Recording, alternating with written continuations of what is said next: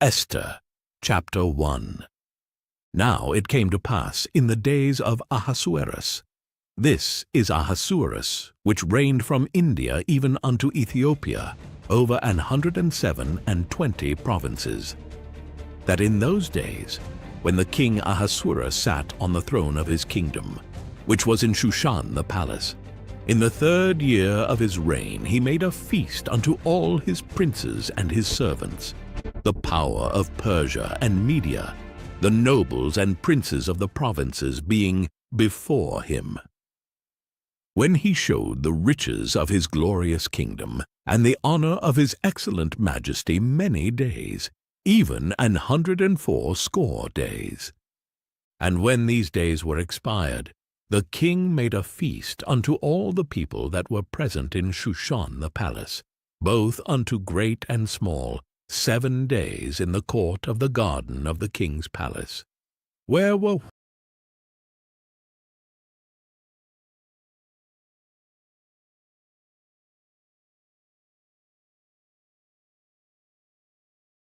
white, green, and blue hangings, fastened with cords of fine linen and purple to silver rings and pillars of marble. The beds were of gold and silver, upon a pavement of red and blue and white and black marble, and they gave them drink in vessels of gold, the vessels being diverse one from another, and royal wine in abundance, according to the state of the king. And the drinking was according to the law, none did compel. For so the king had appointed to all the officers of his house that they should do according to every man's pleasure. Also Vashti the queen made a feast for the women in the royal house, which belonged to King Ahasuerus. On the 7th day, when the heart of the king was merry with wine, he commanded Mehuman, Biztha, Harbona, Bigtha, and Abagtha, Zethar, and Carcas, the 7 chamberlains that served in the presence of Ahasuerus the king, to bring Vashti the queen before the king with the crown royal, to show the people and the princes her beauty, for she was fair to look on. But the queen Vashti refused to come at the king's commandment by his chamberlains. Therefore was the king very wroth, and his anger burned in him. Then the king said to the wise men which knew the times, for so was the king's manner toward all that knew law and judgment. And the next unto him was Karshena, Shethar, Admatha, Tarshish, Meres, Marsena, and Memucan, the 7 princes of Persia and Media, which saw the king's face, and which sat the first in the kingdom. What shall we do unto the queen Vashti according to law, because she hath not performed the commandment of the king Ahasuerus by the chamberlains?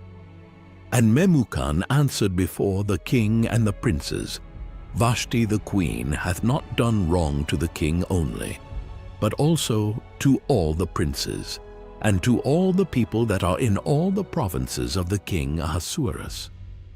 For this deed of the queen shall come abroad unto all women, so that they shall despise their husbands in their eyes. When it shall be reported, the king Ahasuerus commanded Vashti the queen to be brought in before him, but she came not. Likewise shall the ladies of Persia and Media say this day unto all the king's princes, which have heard of the deed of the queen. Thus shall there arise too much contempt and wrath. If it please the king, let there go a royal commandment from him, and let it be written among the laws of the Persians and the Medes, that it be not altered, that Vashti come no more before King Ahasuerus. And let the king give her royal estate unto another that is better than she. And when the king's decree which he shall make shall be published throughout all his empire, for it is great, all the wives shall give to their husbands honor, both to great and small. And the saying pleased the king and the princes. And the king did according to the word of Memucan, for he sent letters into all the king's provinces, into every province according to the writing thereof, and to every people after their language, that every man should bear rule in his own house, and that it should be published according to the language of every people. Esther chapter 2. After these things, when the wrath of King Ahasuerus was appeased, he remembered Vashti, and what she had done, and what was decreed against her. Then said the king's servants that ministered unto him, Let there be fair young virgins sought for the king, and let the king appoint officers in all the provinces of his kingdom, that they may gather together all the fair young virgins unto Shushan the palace, to the house of the women, unto the custody of Hegai the king's chamberlain, keeper of the women. And let their things for purification be given them. And let the maiden which pleaseth the king be queen instead of Vashti. And the thing pleased the king, and he did so. Now in Shushan the palace there was a certain Jew, whose name was Mordecai, the son of Jair, the son of Shimei, the son of Kish, a Benjamite, who had been carried away from Jerusalem with the captivity which had been carried away with Jeconiah king of Judah, whom Nebuchadnezzar the king of Babylon had carried away. And he brought up Hadassah, that is, Esther, his uncle's daughter, for she had neither father nor mother, and the maid was fair and beautiful, whom Mordecai, when her father and mother were dead, took for his own daughter. So it came to pass, when the king's commandment and his decree was heard, and when many maidens were gathered together unto Shushan the palace, to the custody of Hegai, that Esther was brought also unto the king's house, to the custody of Hegai, keeper of the women. And the maiden pleased him, and she obtained kindness of him. And he speedily gave her her things for purification, with such things as belonged to her, and 7 maidens, which were meet to be given her out of the king's house. And he preferred her and her maids unto the best place of the house of the women. Esther had not showed her people nor her kindred, for Mordecai had charged her that she should not show it. And Mordecai walked every day before the court of the women's house, to know how Esther did, and what should become of her. Now when every maid's turn was come to go in to King Ahasuerus, after that she had been 12 months, according to the manner of the women. For so were the days of their purifications accomplished, to wit 6 months with oil of myrrh, and 6 months with sweet odors, and with other things for the purifying of the women. Then thus came every maiden unto the king. Whatsoever she desired was given her to go with her out of the house of the women unto the king's house. In the evening she went, and on the morrow she returned into the second house of the women, to the custody of Shashgaz, the king's chamberlain, which kept the concubines. She came in unto the king no more, except the king delighted in her, and that she were called by name.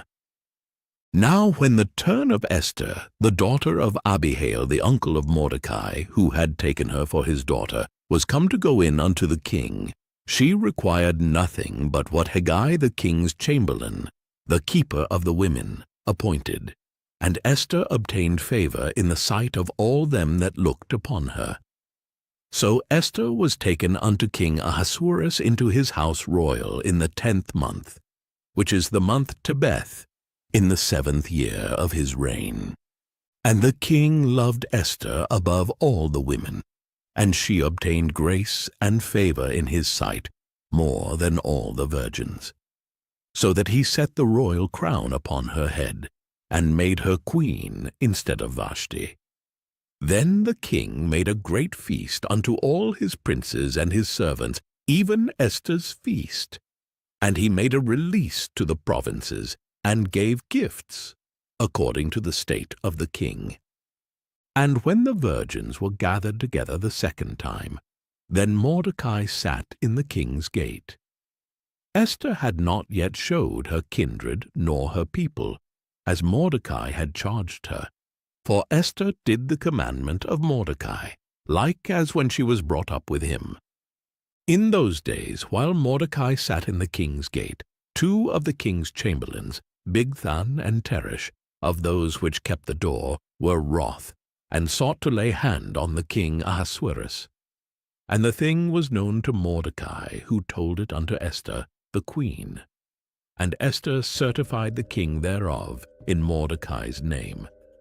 And when inquisition was made of the matter, it was found out. Therefore they were both hanged on a tree, and it was written in the book of the Chronicles before the king. Esther, chapter 3. After these things did King Ahasuerus promote Haman the son of Hammedatha the Agagite, and advanced him, and set his seat above all the princes that were with him. And all the king's servants that were in the king's gate bowed and reverenced Haman, for the king had so commanded concerning him. But Mordecai bowed not, nor did him reverence. Then the king's servants which were in the king's gate said unto Mordecai, Why transgressest thou the king's commandment? Now it came to pass, when they spake daily unto him, and he hearkened not unto them that they told Haman, to see whether Mordecai's matters would stand, for he had told them that he was a Jew. And when Haman saw that Mordecai bowed not, nor did him reverence, then was Haman full of wrath. And he thought scorn to lay hands on Mordecai alone, for they had showed him the people of Mordecai. Wherefore Haman sought to destroy all the Jews that were throughout the whole kingdom of Ahasuerus, even the people of Mordecai. In the 1st month, that is, the month Nisan, in the 12th year of King Ahasuerus, they cast that is, the lot before Haman from day to day, and from month to month to the 12th month, that is, the month Adar. And Haman said unto King Ahasuerus, There is a certain people scattered abroad and dispersed among the people in all the provinces of thy kingdom, and their laws are diverse from all people. Neither keep they the king's laws. Therefore it is not for the king's profit to suffer them. If it please the king, let it be written that they may be destroyed, and I will pay 10,000 talents of silver to the hands of those that have the charge of the business, to bring it into the king's treasuries. And the king took his ring from his hand, and gave it unto Haman the son of Hammedatha the Agagite, the Jews' enemy. And the king said unto Haman, The silver is given to thee, the people also, to do with them as it seemeth good to thee. Then were the king's scribes called on the 13th day of the 1st month, and there was written according to all that Haman had commanded unto the king's lieutenants, and to the governors that were over every province, and to the rulers of every people of every province according to the writing thereof, and to every people after their language. In the name of King Ahasuerus was it written, and sealed with the king's ring. And the letters were sent by posts into all the king's provinces, to destroy, to kill, and to cause to perish all Jews, both young and old, little children and women, in one day, even upon the 13th day of the 12th month, which is the month Adar, and to take the spoil of them for a prey. The copy of the writing for a commandment to be given in every province was published unto all people, that they should be ready against that day. The posts went out, being hastened by the king's commandment, and the decree was given in Shushan the palace. And the king and Haman sat down to drink. But the city Shushan was perplexed. Esther, chapter 4. When Mordecai perceived all that was done, Mordecai rent his clothes, and put on sackcloth with ashes, and went out into the midst of the city, and cried with a loud and a bitter cry, and came even before the king's gate, for none might enter into the king's gate clothed with sackcloth. And in every province, whithersoever the king's commandment and his decree came, there was great mourning among the Jews, and fasting, and weeping. and wailing, and many lay in sackcloth and ashes. So Esther's maids and her chamberlains came and told it her. Then was the queen exceedingly grieved, and she sent raiment to clothe Mordecai, and to take away his sackcloth from him. But he received it not. Then called Esther for Hathach, one of the king's chamberlains, whom he had appointed to attend upon her, and gave him a commandment to Mordecai, to know what it was, and why it was. So Hathach went forth to Mordecai unto the street of the city, which was before the king's gate. And Mordecai told him of all that had happened unto him, and of the sum of the money that Haman had promised to pay to the king's treasuries for the Jews, to destroy them. Also he gave him the copy of the writing of the decree that was given at Shushan to destroy them, to show it unto Esther, and to declare it unto her, and to charge her that she should go in unto the king, to make supplication unto him, and to make request before him for her people. And Hathach came, and told Esther the words of Mordecai. Again Esther spake unto Hathach, and gave him commandment unto Mordecai. All the king's servants and the people of the king's provinces do know that whosoever, whether man or woman, shall come unto the king into the inner court, who is not called, there is one law of his to put him to death, except such to whom the king shall hold out the golden scepter, that he may live. But I have not been called to come in unto the king these 30 days. And they told to Mordecai Esther's words. Then Mordecai commanded to answer Esther, Think not with thyself that thou shalt escape in the king's house more than all the Jews. For if thou altogether holdest thy peace at this time, then shall their enlargement and deliverance arise to the Jews from another place. But thou and thy father's house shall be destroyed. And who knoweth whether thou art come to the kingdom for such a time as this? Then Esther bade them return Mordecai this answer, Go, gather together all the Jews that are present in Shushan, and fast ye for me, and neither eat nor drink 3 days, night or day. I also and my maidens will fast likewise, and so will I go in unto the king, which is not according to the law. And if I perish, I perish. So Mordecai went his way, and did according to all that Esther had commanded him. Esther, chapter 5. Now it came to pass on the 3rd day that Esther put on her royal apparel, and stood in the inner court of the king's house, over against the king's house. And the king sat upon his royal throne in the royal house, over against the gate of the house. And it was so, when the king saw Esther the queen standing in the court, that she obtained favor in his sight. And the king held out to Esther the golden scepter that was in his hand. So Esther drew near and touched the top of the scepter. Then said the king unto her, What wilt thou, Queen Esther, and what is thy request? It shall be even given thee to the half of the kingdom. And Esther answered, If it seem good unto the king, let the king and Haman come this day unto the banquet that I have prepared for him. Then the king said, Cause Haman to make haste, that he may do as Esther hath said. So the king and Haman came to the banquet that Esther had prepared. And the king said unto Esther at the banquet of wine, What is thy petition? And it shall be granted thee. And what is thy request? Even to the half of the kingdom. It shall be performed. Then answered Esther, and said, My petition and my request is, If I have found favor in the sight of the king, and if it please the king to grant my petition, and to perform my request, let the king and Haman come to the banquet that I shall prepare for them, and I will do tomorrow, as the king hath said. Then went Haman forth that day joyful and with a glad heart. But when Haman saw Mordecai in the king's gate, that he stood not up, nor moved for him, he was full of indignation against Mordecai. Nevertheless, Haman refrained himself, and when he came home, he sent and called for his friends, and Zeresh his wife.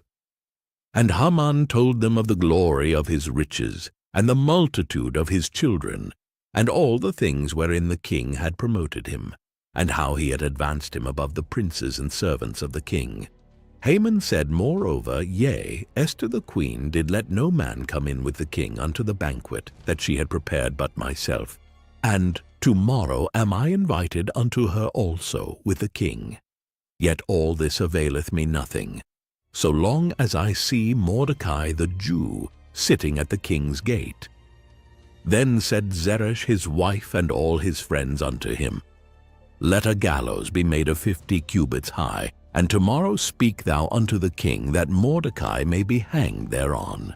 Then go thou in merrily with the king unto the banquet. And the thing pleased Haman, and he caused the gallows to be made. Esther chapter 6.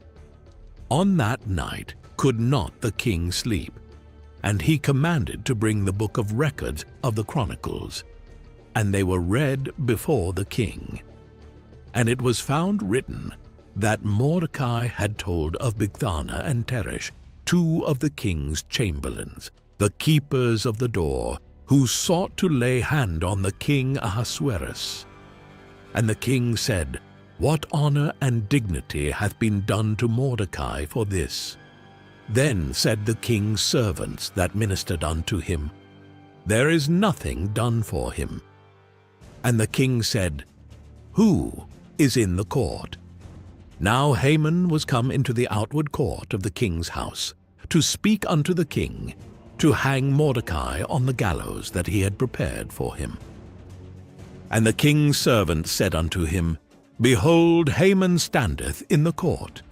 And the king said, Let him come in.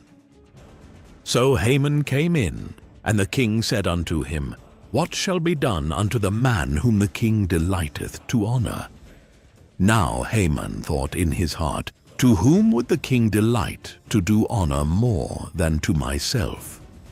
And Haman answered the king, For the man whom the king delighteth to honor, let the royal apparel be brought which the king useth to wear, and the horse that the king rideth upon, and the crown royal which is set upon his head. And let this apparel and horse be delivered to the hand of one of the king's most noble princes, that they may array the man withal whom the king delighteth to honor, and bring him on horseback through the street of the city, and proclaim before him, Thus shall it be done to the man whom the king delighteth to honor. Then the king said to Haman, Make haste and take the apparel and the horse, as thou hast said. And do even so to Mordecai the Jew, that sitteth at the king's gate. Let nothing fail of all that thou hast spoken. Then took Haman the apparel and the horse, and arrayed Mordecai, and brought him on horseback through the street of the city, and proclaimed before him, Thus shall it be done unto the man whom the king delighteth to honor. And Mordecai came again to the king's gate. But Haman hasted to his house mourning, and having his head covered. And Haman told Zeresh his wife and all his friends everything that had befallen him. Then said his wise men and Zeresh his wife unto him, If Mordecai be of the seed of the Jews, before whom thou hast begun to fall, thou shalt not prevail against him, but shalt surely fall before him. And while they were yet talking with him, came the king's chamberlains, and hasted to bring Haman unto the banquet that Esther had prepared. Esther chapter 7. So the king and Haman came to banquet with Esther the queen. And the king said again unto Esther on the second day at the banquet of wine, What is thy petition, Queen Esther? And it shall be granted thee. And what is thy request? And it shall be performed, even to the half of the kingdom. Then Esther the queen answered and said, If I have found favor in thy sight, O king, and if it please the king, let my life be given me at my petition, and my people at my request. For we are sold, I and my people, to be destroyed, to be slain, and to perish. But if we had been sold for bondmen and bondwomen, I had held my tongue, although the enemy could not countervail the king's damage. Then the king Ahasuerus answered and said unto Esther the queen, Who is he, and where is he, that durst presume in his heart to do so? And Esther said, The adversary and enemy is this wicked Haman. Then Haman was afraid before the king and the queen. And the king, arising from the banquet of wine in his wrath, went into the palace garden, and Haman stood up to make request for his life to Esther the queen. For he saw that there was evil determined against him by the king. Then the king returned out of the palace garden into the place of the banquet of wine, and Haman was fallen upon the bed whereon Esther was. Then said the king, Will he force the queen also before me in the house? As the word went out of the king's mouth, they covered Haman's face. And Harbonah, one of the chamberlains, said before the king, Behold also the gallows 50 cubits high, which Haman had made for Mordecai, who had spoken good for the king, standeth in the house of Haman. Then the king said, Hang him thereon. So they hanged Haman on the gallows that he had prepared for Mordecai. Then was the king's wrath pacified. Esther Chapter 8. On that day did the king Ahasuerus give the house of Haman, the Jews' enemy, unto Esther the queen. And Mordecai came before the king, for Esther had told what he was unto her. And the king took off his ring which he had taken from Haman, and gave it unto Mordecai. And Esther set Mordecai over the house of Haman. And Esther spake yet again before the king, and fell down at his feet, and besought him with tears to put away the mischief of Haman the Agagite, and his device that he had devised against the Jews. Then the king held out the golden scepter toward Esther. So Esther arose, and stood before the king, and said, If it please the king, and if I have found favor in his sight, and the thing seem right before the king, and I be pleasing in his eyes, let it be written to reverse the letters devised by Haman the son of Hammedatha the Agagite, which he wrote to destroy the Jews which are in all the king's provinces. For how can I endure to see the evil that shall come unto my people? Or how can I endure to see the destruction of my kindred? Then the king Ahasuerus said unto Esther the queen, and to Mordecai the Jew, Behold, I have given Esther the house of Haman, and him they have hanged upon the gallows, because he laid his hand upon the Jews. Write ye also for the Jews, as it liketh you, in the king's name, and seal it with the king's ring. For the writing which is written in the king's name, and sealed with the king's ring, may no man reverse. Then were the king's scribes called at that time in the 3rd month, that is, the month Sivan, on the 23 day thereof. And it was written according to all that Mordecai commanded unto the Jews. And to the lieutenants, and the deputies and rulers of the provinces which are from India unto Ethiopia, 127 provinces, unto every province according to the writing thereof, and unto every people after their language, and to the Jews according to their writing, and according to their language. And he wrote in the king Ahasuerus' name, and sealed it with the king's ring, and sent letters by posts on horseback, and riders on mules, camels, and young dromedaries. Wherein the king granted the Jews which were in every city to gather themselves together, and to stand for their life, to destroy, to slay, and to cause to perish all the power of the people and province that would assault them, both little ones and women, and to take the spoil of them for a prey, upon one day in all the provinces of King Ahasuerus, namely upon the 13th day of the 12th month. which is the month Adar. The copy of the writing for a commandment to be given in every province was published unto all people, and that the Jews should be ready against that day to avenge themselves on their enemies. So the posts that rode upon mules and camels went out, being hastened and pressed on by the king's commandment, and the decree was given at Shushan the palace. And Mordecai went out from the presence of the king in royal apparel of blue and white, and with a great crown of gold, and with a garment of fine linen and purple. And the city of Shushan rejoiced and was glad. The Jews had light and gladness and joy and honor. And in every province and in every city, whithersoever the king's commandment and his decree came, the Jews had joy and gladness, a feast and a good day. And many of the people of the land became Jews, for the fear of the Jews fell upon them. Esther, chapter 9.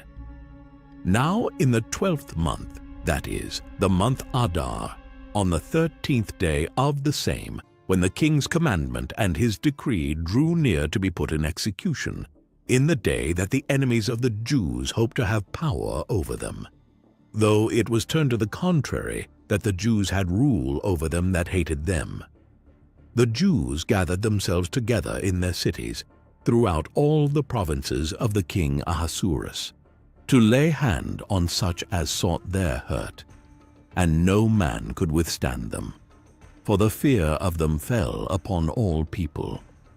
And all the rulers of the provinces, and the lieutenants, and the deputies, and officers of the king helped the Jews, because the fear of Mordecai fell upon them.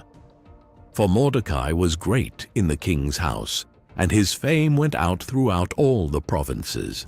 For this man Mordecai waxed greater and greater.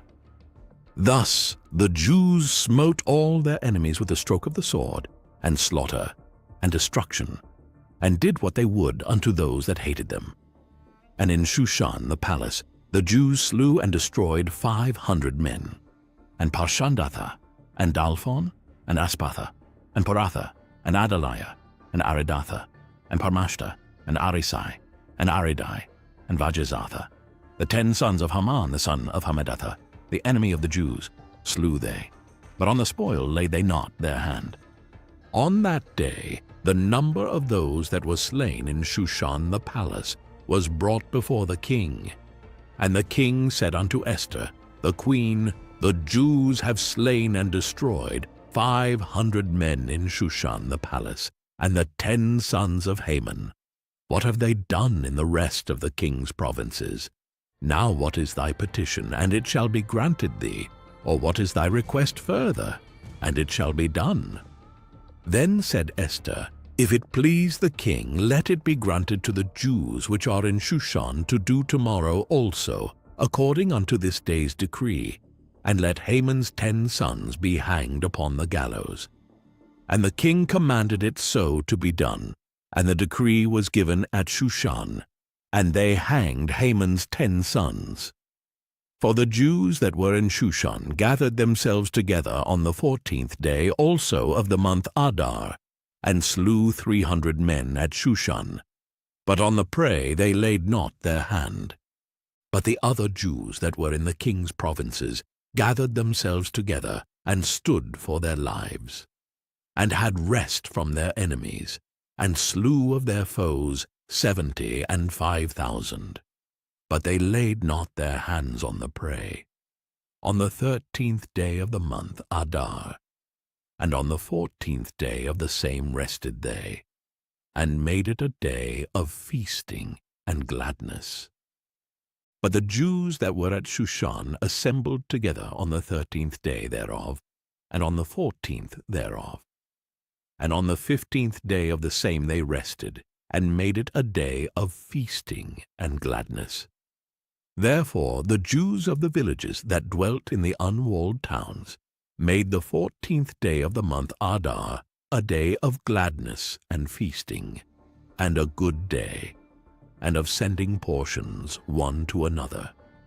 And Mordecai wrote these things, and sent letters unto all the Jews that were in all the provinces of the king Ahasuerus, both nigh and far, to stablish this among them, that they should keep the 14th day of the month Adar, and the 15th day of the same yearly, as the days wherein the Jews rested from their enemies, and the month which was turned unto them from sorrow to joy, and from mourning into a good day, that they should make them days of feasting and joy, and of sending portions one to another, and gifts to the poor.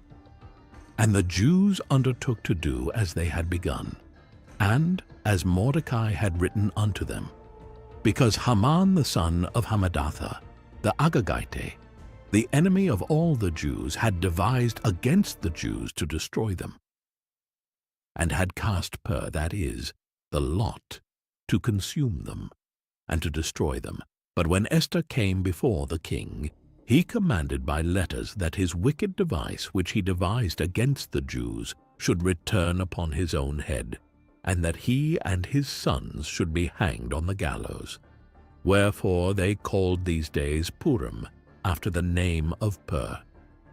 Therefore, for all the words of this letter, and of that which they had seen concerning this matter, and which had come unto them, the Jews ordained, and took upon them, and upon their seed, and upon all such as joined themselves unto them, so as it should not fail, that they would keep these 2 days according to their writing, and according to their appointed time every year, and that these days should be remembered and kept throughout every generation, every family, every province, and every city, and that these days of Purim should not fail from among the Jews, nor the memorial of them perish from their seed.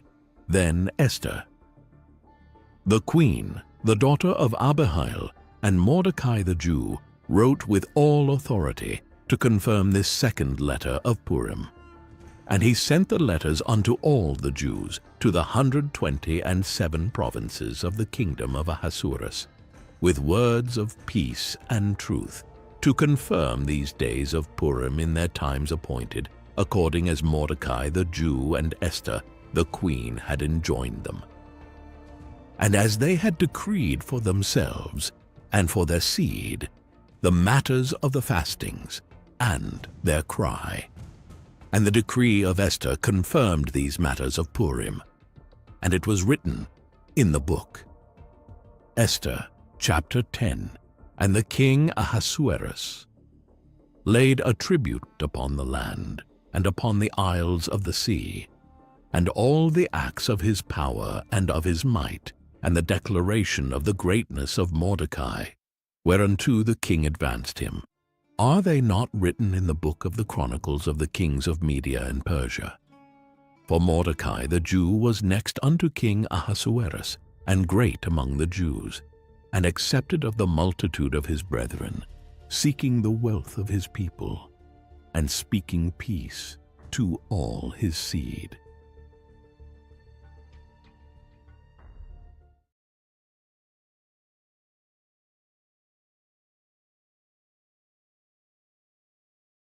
Job chapter 1. There was a man in the land of Uz, whose name was Job, and that man was perfect and upright, and one that feared God, and eschewed evil. And there were born unto him 7 sons and 3 daughters. His substance also was 7,000 sheep, and 3,000 camels, and 500 yoke of oxen, and 500 she-asses, and a very great household, so that this man was the greatest of all the men of the East, and his sons went and feasted in their houses every one his day, and sent and called for their 3 sisters to eat and to drink with them. And it was so, when the days of their feasting were gone about, that Job sent and sanctified them, and rose up early in the morning, and offered burnt offerings according to the number of them all. For Job said, It may be that my sons have sinned, and cursed God in their hearts. Thus did Job continually. Now there was a day when the sons of God came to present themselves before the Lord, and Satan came also among them. And the Lord said unto Satan, Whence comest thou? Then Satan answered the Lord, and said, From going to and fro in the earth, and from walking up and down in it. And the Lord said unto Satan, Hast thou considered my servant Job, that there is none like him in the earth, a perfect and an upright man, one that feareth God, and escheweth evil? Then Satan answered the Lord and said, Doth Job fear God for naught? Hast not thou made an hedge about him, and about his house, and about all that he hath on every side? Thou hast blessed the work of his hands, and his substance is increased in the land. But put forth thine hand now, and touch all that he hath, and he will curse thee to thy face. And the Lord said unto Satan, Behold, all that he hath is in thy power. Only upon himself put not forth thine hand. So Satan went forth from the presence of the Lord. And there was a day when his sons and his daughters were eating and drinking wine in their eldest brother's house. And there came a messenger unto Job, and said, The oxen were plowing, and the asses feeding beside them, and the Sabeans fell upon them, and took them away. Yea, they have slain the servants with the edge of the sword, and I only am escaped alone to tell thee. While he was yet speaking, there came also another, and said, The fire of God is fallen from heaven, and hath burned up the sheep and the servants, and consumed them, and I only am escaped alone to tell thee. While he was yet speaking, there came also another, and said, The Chaldeans made out 3 bands, and fell upon the camels, and have carried them away, yea, and slain the servants with the edge of the sword, and I only am escaped alone to tell thee. While he was yet speaking, there came also another, and said, Thy sons and thy daughters were eating and drinking wine in their eldest brother's house.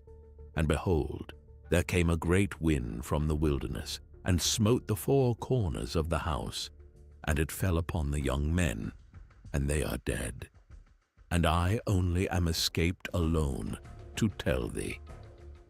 Then Job arose, and rent his mantle, and shaved his head, and fell down upon the ground, and worshipped, and said, Naked came I out of my mother's womb, and naked shall I return thither. The Lord gave, and the Lord hath taken away. Blessed be the name of the Lord. In all this Job sinned not, nor charged God foolishly. Job chapter 2. Again there was a day when the sons of God came to present themselves before the Lord, and Satan came also among them to present himself before the Lord. And the Lord said unto Satan, From whence comest thou? And Satan answered the Lord, and said, From going to and fro in the earth, and from walking up and down in it. And the Lord said unto Satan, Hast thou considered my servant Job, that there is none like him in the earth, a perfect and an upright man, one that feareth God, and escheweth evil? And still he holdeth fast his integrity, although thou movedst me against him to destroy him without cause. And Satan answered the Lord, and said, Skin for skin, yea, all that a man hath will he give for his life. But put forth thine hand now, and touch his bone and his flesh, and he will curse thee to thy face. And the Lord said unto Satan, Behold, he is in thine hand, but save his life. So went Satan forth from the presence of the Lord, and smote Job with sore boils from the sole of his foot unto his crown. And he took him a potsherd to scrape himself withal, and he sat down among the ashes. Then said his wife unto him, Dost thou still retain thine integrity? Curse God, and die. But he said unto her, Thou speakest as one of the foolish women speaketh. What? Shall we receive good at the hand of God, and shall we not receive evil? In all this did not Job sin with his lips, Now when Job's 3 friends heard of all this evil that was come upon him, they came every one from his own place, Eliphaz the Temanite, and Bildad the Shuhite, and Zophar the Naamathite. For they had made an appointment together to come to mourn with him, and to comfort him. And when they lifted up their eyes afar off, and knew him not, they lifted up their voice, and wept. And they rent every one his mantle, and sprinkled dust upon their heads toward heaven. So they sat down with him upon the ground 7 days and 7 nights, and none spake a word unto him, for they saw that his grief was very great. Job chapter 3. After this opened Job his mouth, and cursed his day. And Job spake, and said, Let the day perish wherein I was born, and the night in which it was said, There is a man-child conceived. Let that day be darkness. Let not God regard it from above, neither let the light shine upon it. Let darkness and the shadow of death stain it. Let a cloud dwell upon it. Let the blackness of the day terrify it. As for that night, let darkness seize upon it. Let it not be joined unto the days of the year. Let it not come into the number of the months. Lo, let that night be solitary. Let no joyful voice come therein. Let them curse it that curse the day, who are ready to raise up their mourning. Let the stars of the twilight thereof be dark. Let it look for light, but have none. Neither let it see the dawning of the day. Because it shut not up the doors of my mother's womb, nor hid sorrow from mine eyes. Why died I not from the womb? Why did I not give up the ghost when I came out of the belly? Why did the knees prevent me? Or why the breasts that I should suck? For now should I have lain still and been quiet, I should have slept. Then had I been at rest with kings and counselors of the earth, which built desolate places for themselves, or with princes that had gold, who filled their houses with silver, or as an hidden untimely birth I had not been, as infants which never saw light. There the wicked cease from troubling, and there the weary be at rest. There the prisoners rest together, they hear not the voice of the oppressor. The small and great are there, and the servant is free from his master. Wherefore is light given to him that is in misery, and life unto the bitter in soul, which long for death, but it cometh not, and dig for it more than for hid treasures, which rejoice exceedingly, and are glad when they can find the grave. Why is light given to a man whose way is hid, and whom God hath hedged in? For my sighing cometh before I eat, and my roarings are poured out like the waters. For the thing which I greatly feared is come on me, and that which I was afraid of is come unto me. I was not in safety, neither had I rest, neither was I quiet. Yet trouble came. Job chapter 4. Then Eliphaz the Temanite answered, and said, If we essay to commune with thee, wilt thou be grieved? But who can withhold himself from speaking? Behold, thou hast instructed many, and thou hast strengthened the weak hands. Thy words have upholden him that was falling, and thou hast strengthened the feeble knees. But now it is come upon thee, and thou faintest. It toucheth thee, and thou art troubled. Is not this thy fear, thy confidence, thy hope, and the uprightness of thy ways? Remember, I pray thee, who ever perished, being innocent, or where were the righteous cut off? Even as I have seen, they that plough iniquity, and sow wickedness, reap the same. By the blast of God they perish, and by the breath of his nostrils are they consumed. The roaring of the lion and the voice of the fierce lion, and the teeth of the young lions are broken. The old lion perisheth for lack of prey, and the stout lion's whelps are scattered abroad. Now a thing was secretly brought to me, and mine ear received a little thereof. In thoughts from the visions of the night, when deep sleep falleth on men, fear came upon me, and trembling which made all my bones to shake. Then a spirit passed before my face. The hair of my flesh stood up. It stood still, but I could not discern the form thereof. An image was before mine eyes. There was silence, and I heard a voice saying, Shall mortal man be more just than God? Shall a man be more pure than his Maker? Behold, he put no trust in his servants, and his angels he charged with folly. How much less in them that dwell in houses of clay, whose foundation is in the dust, which are crushed before the moth. They are destroyed from morning to evening. They perish forever without any regarding it. Doth not their excellency which is in them go away? They die even without wisdom. Job chapter 5. Call now if there be any that will answer thee, and to which of the saints wilt thou turn? For wrath killeth the foolish man, and envy slayeth the silly one. I have seen the foolish taking root, but suddenly I cursed his habitation. His children are far from safety, and they are crushed in the gate. Neither is there any to deliver them, whose harvest the hungry eateth up, and taketh it even out of the thorns, and the robber swalloweth up their substance. Although affliction cometh not forth of the dust, neither doth trouble spring out of the ground, yet man is born unto trouble, as the sparks fly upward.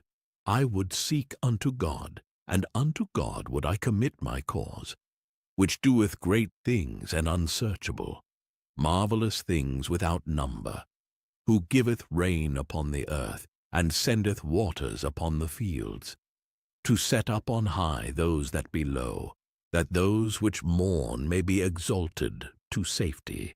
He disappointeth the devices of the crafty, so that their hands cannot perform their enterprise.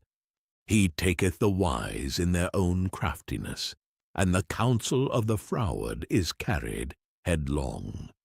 They meet with darkness in the daytime, and grope in the noonday as in the night. But he saveth the poor from the sword, from their mouth, and from the hand of the mighty. So the poor hath hope, and iniquity stoppeth her mouth. Behold, happy is the man whom God correcteth. Therefore despise not thou the chastening of the Almighty. For he maketh sore, and bindeth up. He woundeth, and his hands make whole. He shall deliver thee in 6 troubles. Yea, in 7 there shall no evil touch thee. In famine he shall redeem thee from death, and in war from the power of the sword. Thou shalt be hid from the scourge of the tongue. Neither shalt thou be afraid of destruction, when it cometh. At destruction and famine thou shalt laugh. Neither shalt thou be afraid of the beasts of the earth. For thou shalt be in league with the stones of the field, and the beasts of the field shall be at peace with thee. And thou shalt know that thy tabernacle shall be in peace, and thou shalt visit thy habitation, and shalt not sin. Thou shalt know also that thy seed shall be great, and thine offspring as the grass of the earth. Thou shalt come to thy grave in a full age, like as a shock of corn cometh in his season. O this we have searched it, so it is. Hear it, and know thou it for thy good. Job chapter 6. But Job answered and said, O that my grief were truly weighed, and my calamity laid in the balances together. For now it would be heavier than the sand of the sea. Therefore my words are swallowed up. For the arrows of the Almighty are within me, the poison whereof drinketh up my spirit. The terrors of God do set themselves in array against me. Doth the wild ass bray when he hath grass, or loweth the ox over his fodder? Can that which is unsavory be eaten without salt? Or is there any taste in the white of an egg? The things that my soul refused to touch are as my sorrowful meat. Oh, that I might have my request, and that God would grant me the thing that I long for, even that it would please God to destroy me, that he would let loose his hand and cut me off. Then should I yet have comfort, yea, I would harden myself in sorrow. Let him not spare, for I have not concealed the words of the Holy One. What is my strength that I should hope? And what is mine end that I should prolong my life? Is my strength the strength of stones, or is my flesh of brass? Is not my help in me, and is wisdom driven quite from me? To him that is afflicted pity should be showed from his friend, but he forsaketh the fear of the Almighty. My brethren have dealt deceitfully as a brook, and as the stream of brooks they pass away, which are blackish by reason of the ice, and wherein the snow is hid. What time they wax warm, they vanish. When it is hot, they are consumed out of their place. The paths of their way are turned aside. They go to nothing and perish. The troops of Tema looked. The companies of Sheba waited for them. They were confounded because they had hoped. They came thither and were ashamed. For now ye are nothing. Ye see my casting down and are afraid. Did I say, bring unto me, or give a reward for me of your substance, or deliver me from the enemy's hand, or redeem me from the hand of the mighty? Teach me, and I will hold my tongue, and cause me to understand, wherein I have erred. How forcible are right words! But what doth your arguing reprove? Do ye imagine to reprove words, and the speeches of one that is desperate, which are as wind? Yea, ye overwhelm the fatherless, and ye dig a pit for your friend. Now therefore be content. Look upon me, for it is evident unto you if I lie. Return, I pray you. Let it not be iniquity. Yea, return again. My righteousness is in it. Is there iniquity in my tongue? Cannot my taste discern perverse things? Job chapter 7. Is there not an appointed time to man upon earth? Are not his days also like the days of an hireling? As a servant earnestly desireth the shadow, and as an hireling looketh for the reward of his work, so am I made to possess months of vanity, and wearisome nights are appointed to me. When I lie down, I say, when shall I arise, and the night be gone? And I am full of tossings to and fro unto the dawning of the day. My flesh is clothed with worms and clods of dust. My skin is broken and become loathsome. My days are swifter than a weaver's shuttle, and are spent without hope. O remember that my life is wind. Mine eye shall no more see good. The eye of him that hath seen me shall see me no more. Thine eyes are upon me, and I am not. As the cloud is consumed and vanisheth away, so he that goeth down to the grave shall come up the more. He shall return no more to his house, neither shall his place know him any more.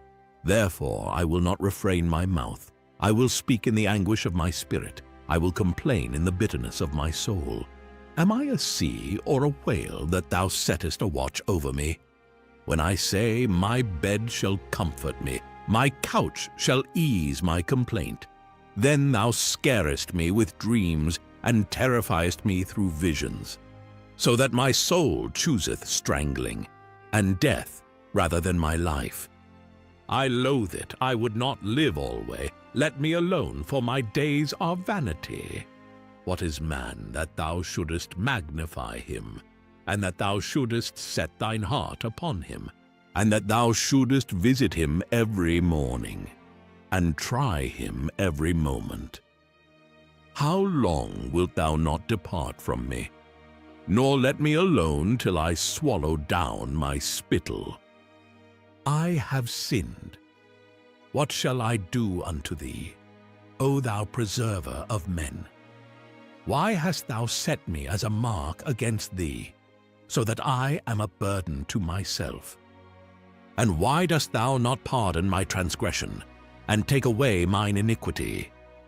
For now shall I sleep in the dust, and thou shalt seek me in the morning, but I shall not be. Job chapter 8. Then answered Bildad the Shuhite, and said, How long wilt thou speak these things? And how long shall the words of thy mouth be like a strong wind? Doth God pervert judgment, or doth the Almighty pervert justice? If thy children have sinned against him, and he have cast them away for their transgression, if thou wouldest seek unto God betimes, and make thy supplication to the Almighty, if thou wert pure and upright, surely now he would awake for thee, and make the habitation of thy righteousness prosperous. Though thy beginning was small, yet thy latter end should greatly increase. For inquire, I pray thee, of the former age, and prepare thyself to the search of their fathers. For we are but of yesterday, and know nothing, because our days upon earth are a shadow. Shall not they teach thee, and tell thee, and utter words out of their heart? Can the rush grow up without mire? Can the flag grow without water? Whilst it is yet in his greenness, and not cut down, it withereth before any other herb. So are the paths of all that forget God, and the hypocrite's hope shall perish. Whose hope shall be cut off, and whose trust shall be a spider's web. He shall lean upon his house, but it shall not stand. He shall hold it fast, but it shall not endure. He is green before the sun, and his branch shooteth forth in his garden. His roots are wrapped about the heap, and seeth the place of stones. If he destroy him from his place, then it shall deny him, saying, I have not seen thee. Behold, this is the joy of his way, and out of the earth shall others grow. Behold, God will not cast away a perfect man, neither will he help the evildoers, till he fill thy mouth with laughing, and thy lips with rejoicing. They that hate thee shall be clothed with shame, and the dwelling place of the wicked shall come to naught. Job chapter 9. Then Job answered and said, I know it is so of a truth. But how should man be just with God? If he will contend with him, he cannot answer him 1 of 1,000. He is wise in heart and mighty in strength. Who hath hardened himself against him and hath prospered? Which removeth the mountains, and they know not. Which overturneth them in his anger. Which shaketh the earth out of her place, and the pillars thereof tremble, which commandeth the sun, and it riseth not, and sealeth up the stars, which alone spreadeth out the heavens, and treadeth upon the waves of the sea, which maketh Arcturus, Orion, and Pleiades, and the chambers of the south, which doeth great things past finding out, yea, and wonders without number. Lo, he goeth by me, and I see him not. He passeth on also, but I perceive him not. Behold, he taketh away. Who can hinder him? Who will say unto him, What doest thou? If God will not withdraw his anger, the proud helpers do stoop under him. How much less shall I answer him, and choose out my words to reason with him? Whom though I were righteous, yet would I not answer, but I would make supplication to my judge. If I had called, and he had answered me, yet would I not believe that he had hearkened unto my voice. For he breaketh me with a tempest, and multiplieth my wounds without cause. He will not suffer me to take my breath, but filleth me with bitterness. If I speak of strength, lo, he is strong. And if of judgment, who shall set me a time to plead? If I justify myself, mine own mouth shall condemn me. If I say, I am perfect, it shall also prove me perverse. Though I were perfect, yet would I not know my soul. I would despise my life. This is one thing, therefore I said it. He destroyeth the perfect and the wicked. If the scourge slay suddenly, he will laugh at the trial of the innocent. The earth is given into the hand of the wicked. He covereth the faces of the judges thereof. If not, where and who is he? Now my days are swifter than a post. They flee away. They see no good. They are passed away as the swift ships, as the eagle that hasteth to the prey. If I say I will forget my complaint, I will leave off my heaviness and comfort myself. I am afraid of all my sorrows. I know that thou wilt not hold me innocent. If I be wicked, why then labor I in vain? If I wash myself with snow water, and make my hands never so clean, yet shalt thou plunge me in the ditch, and mine own clothes shall abhor me. For he is not a man, as I am, that I should answer him, and we should come together in judgment. Neither is there any daysman betwixt us, that might lay his hand upon us both. Let him take his rod away from me, and let not his fear terrify me. Then would I speak, and not fear him. But it is not so with me. Job, chapter 10. My soul is weary of my life. I will leave my complaint upon myself. I will speak in the bitterness of my soul. I will say unto God, do not condemn me. Show me wherefore thou contendest with me. Is it good unto thee that thou shouldest oppress, that thou shouldest despise the work of thine hands, and shine upon the counsel of the wicked? Hast thou eyes of flesh, or seest thou as man seeth? Are thy days as the days of man? Are thy years as man's days, that thou inquirest after mine iniquity, and searchest after my sin? Thou knowest that I am not wicked, and there is none that can deliver out of thine hand. Thine hands have made me and fashioned me together round about. Yet thou dost destroy me. Remember, I beseech thee, that thou hast made me as the clay, and wilt thou bring me into dust again? Hast thou not poured me out as milk, and curdled me like cheese? Thou hast clothed me with skin and flesh, and hast fenced me with bones and sinews. Thou hast granted me life and favor, and thy visitation hath preserved my spirit. And these things hast thou hid in thine heart. I know that this is with thee. If I sin, then thou markest me, and thou wilt not acquit me from mine iniquity. If I be wicked, woe unto me, and if I be righteous, yet will I not lift up my head. I am full of confusion, therefore see thou mine affliction, for it increaseth. Thou huntest me as a fierce lion, and again thou showest thyself marvelous upon me.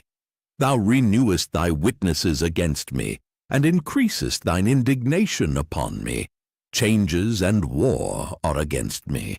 Wherefore then hast thou brought me forth out of the womb, O, that I had given up the ghost, and no eye had seen me? I should have been as though I had not been. I should have been carried from the womb to the grave. Are not my days few? Cease then, and let me alone, that I may take comfort a little. Before I go whence I shall not return, even to the land of darkness and the shadow of death. A land of darkness, as darkness itself, and of the shadow of death, without any order, and where the light is as darkness. Job, chapter 11. Then answered Zophar the Naamathite, and said, Should not the multitude of words be answered? And should a man full of talk be justified? Should thy lies make men hold their peace? And when thou mockest, shall no man make thee ashamed? For thou hast said, My doctrine is pure, and I am clean in thine eyes. But oh, that God would speak, and open his lips against thee, and that he would show thee the secrets of wisdom, that they are double to that which is. Know therefore that God exacteth of thee less than thine iniquity deserveth. Canst thou by searching find out God? Canst thou find out the Almighty unto perfection? It is as high as heaven. What canst thou do? Deeper than hell. Or what canst thou know? The measure thereof is longer than the earth, and broader than the sea. If he cut off, and shut up, or gather together, then who can hinder him?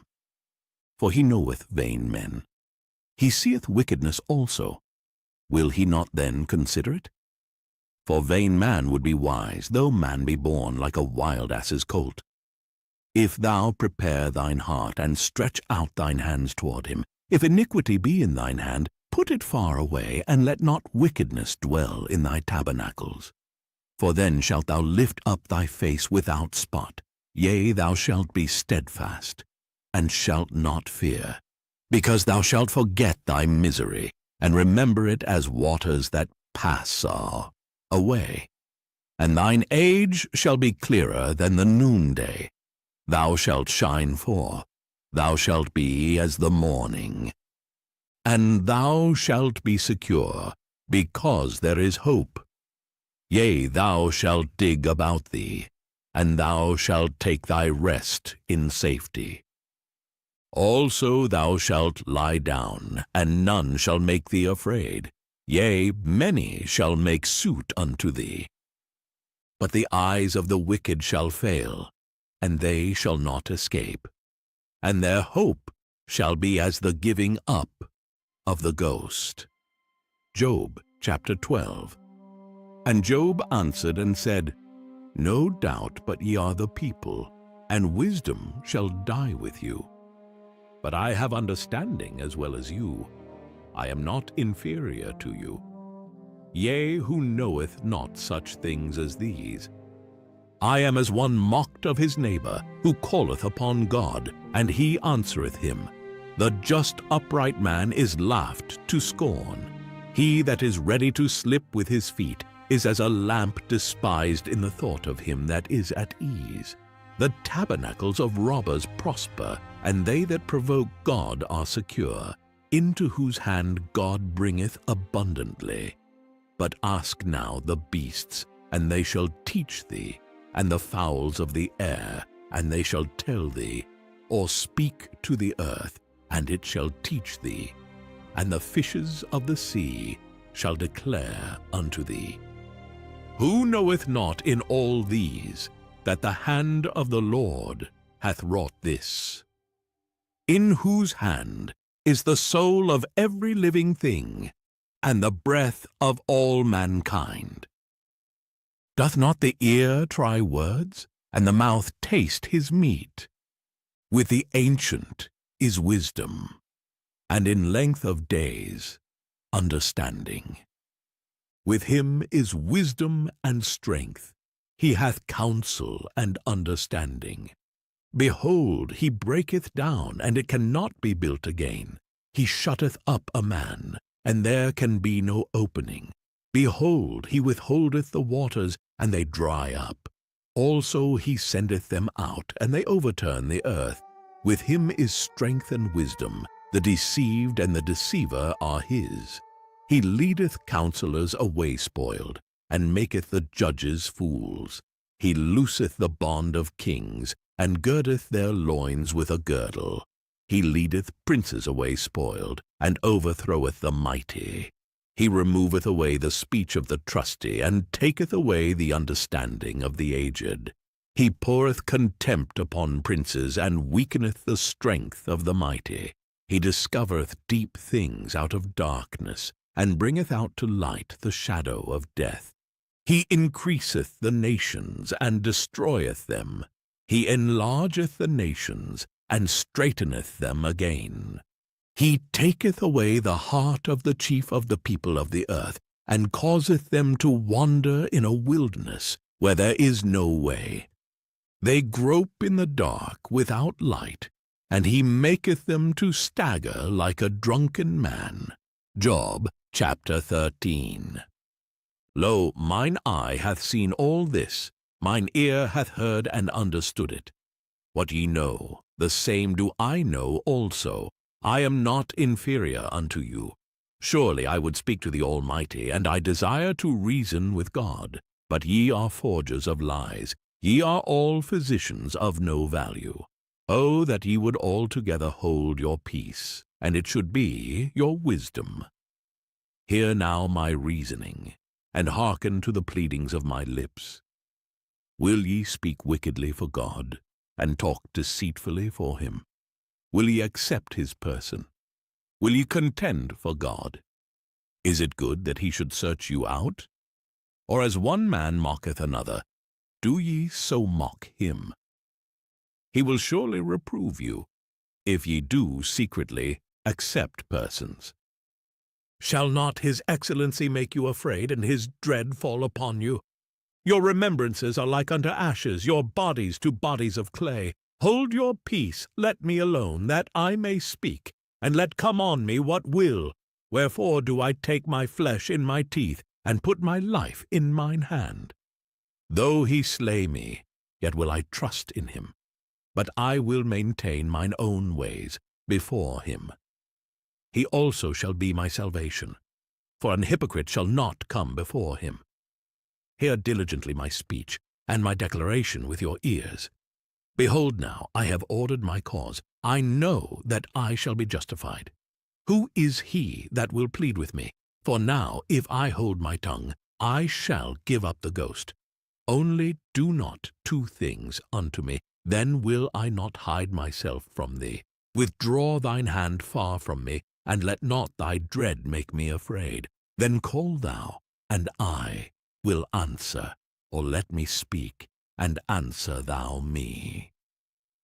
How many are mine iniquities and sins? Make me to know my transgression and my sin. Wherefore hidest thou thy face, and holdest me for thine enemy? Wilt thou break a leaf driven to and fro, and wilt thou pursue the dry stubble? For thou writest bitter things against me, and makest me to possess the iniquities of my youth. Thou puttest my feet also in the stocks, and lookest narrowly unto all my paths. Thou settest a print upon the heels of my feet.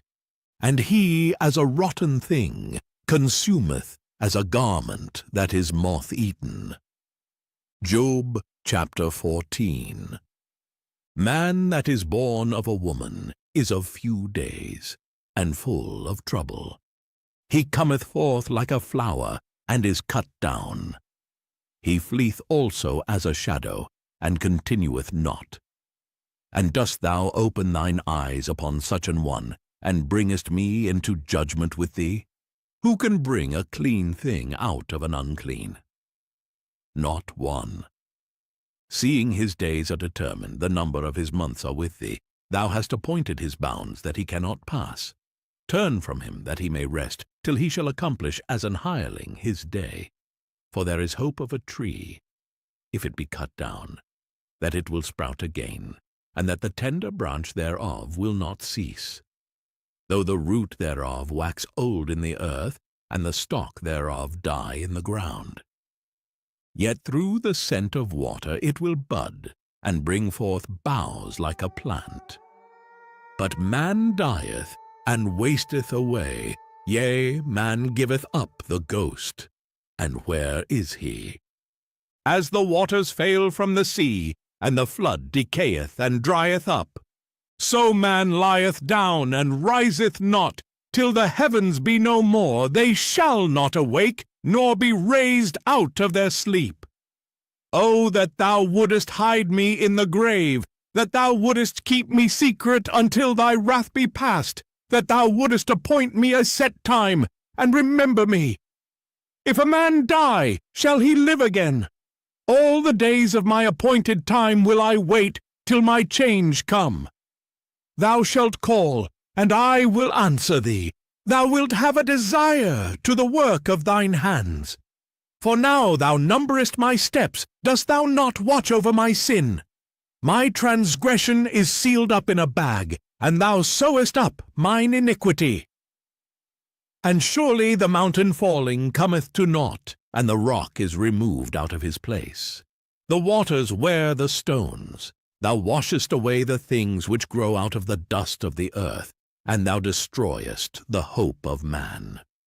Thou prevailest for ever against him, and he passeth. Thou changest his countenance, and sendest him away. His sons come to honor, and he knoweth it not. And they are brought low, but he perceiveth it not of them. But his flesh upon him shall have pain, and his soul within him shall mourn. Job chapter 15. Then answered Eliphaz the Temanite, and said, Should a wise man utter vain knowledge, and fill his belly with the east wind? Should he reason with unprofitable talk, or with speeches wherewith he can do no good? Yea, thou castest off fear, and restrainest prayer before God. For thy mouth uttereth thine iniquity, and thou choosest the tongue of the crafty.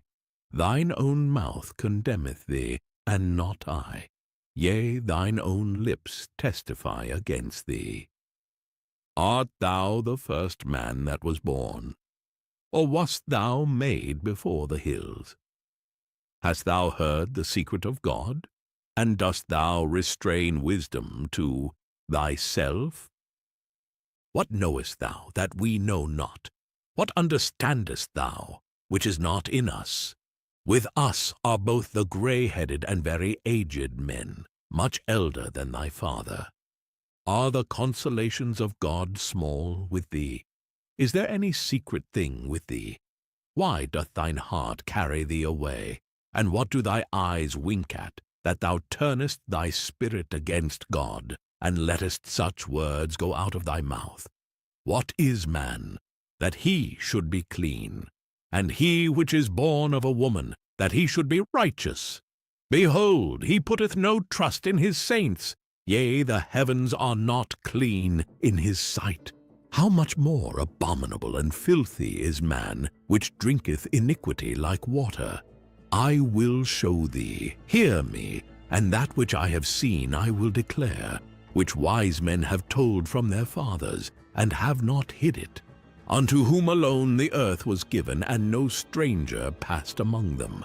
The wicked man travaileth with pain all his days, and the number of years is hidden to the oppressor.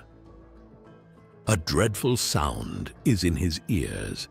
In prosperity the destroyer shall come upon him. He believeth not that he shall return out of darkness, and he is waited for of the sword. He wandereth abroad for bread, saying, Where is it? He knoweth that the day of darkness is ready at his hand. Trouble and anguish shall make him afraid. They shall prevail against him, as a king ready to the battle. For he stretcheth out his hand against God, and strengtheneth himself against the Almighty. He runneth upon him, even on his neck, upon the thick bosses of his bucklers. Because he covereth his face with his fatness, and maketh collops of fat on his flanks. And he dwelleth in desolate cities, and in houses which no man inhabiteth, which are ready to become heaps. He shall not be rich, neither shall his substance continue, neither shall he prolong the perfection thereof upon the earth. He shall not depart out of darkness.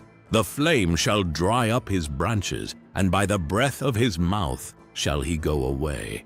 Let not him that is deceived trust in vanity, for vanity shall be his recompense. It shall be accomplished before his time, and his branch shall not be green. He shall shake off his unripe grape as the vine, and shall cast off his flower as the olive. For the congregation of hypocrites shall be desolate, and fire shall consume the tabernacles of bribery. They conceive mischief, and bring forth vanity, and their belly prepareth deceit. Job chapter 16. Then Job answered and said, I have heard many such things. Miserable comforters are ye all. Shall vain words have an end? Or what emboldeneth thee that thou answerest? I also could speak as ye do. If your soul were in my soul's stead, I could heap up words against you, and shake mine head at you. But I would strengthen you with my mouth, and the moving of my lips should assuage your grief. Though I speak, my grief is not assuaged, and though I forbear, what am I eased? But now he hath made me weary.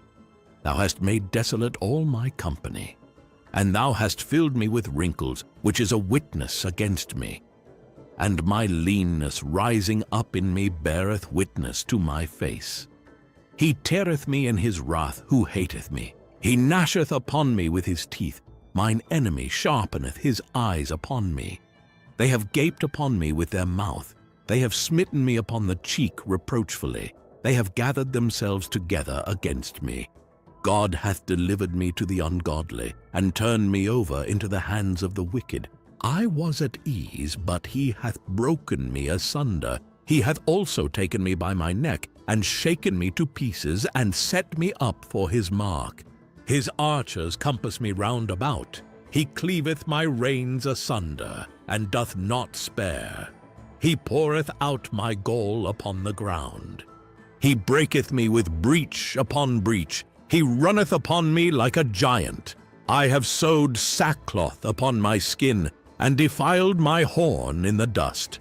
My face is foul with weeping, and on my eyelids is the shadow of death, not for any injustice in mine hands. Also my prayer is pure. O earth, cover not thou my blood, and let my cry have no place. Also now, behold, my witness is in heaven, and my record is on high. My friends scorn me, but mine eye poureth out tears unto God. Oh, that one might plead for a man with God, as a man pleadeth for his neighbor. When a few years are come, then I shall go the way whence I shall not return. Job chapter 17. My breath is corrupt, my days are extinct, the graves are ready for me. Are there not mockers with me? And doth not mine eye continue in their provocation? Lay down now, put me in a surety with thee. Who is he that will strike hands with me? For thou hast hid their heart from understanding, therefore shalt thou not exalt them. He that speaketh flattery to his friends, even the eyes of his children shall fail. He hath made me also a byword of the people, and aforetime I was as a tabret. Mine eye also is dim by reason of sorrow, and all my members are as a shadow. Upright men shall be astonied at this, and the innocent shall stir up himself against the hypocrite. The righteous also shall hold on his way, and he that hath clean hands shall be stronger and stronger. But as for you all, do ye return, and come now. For I cannot find one wise man among you.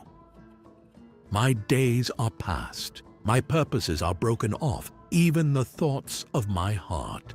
They change the night into day, the light is short because of darkness.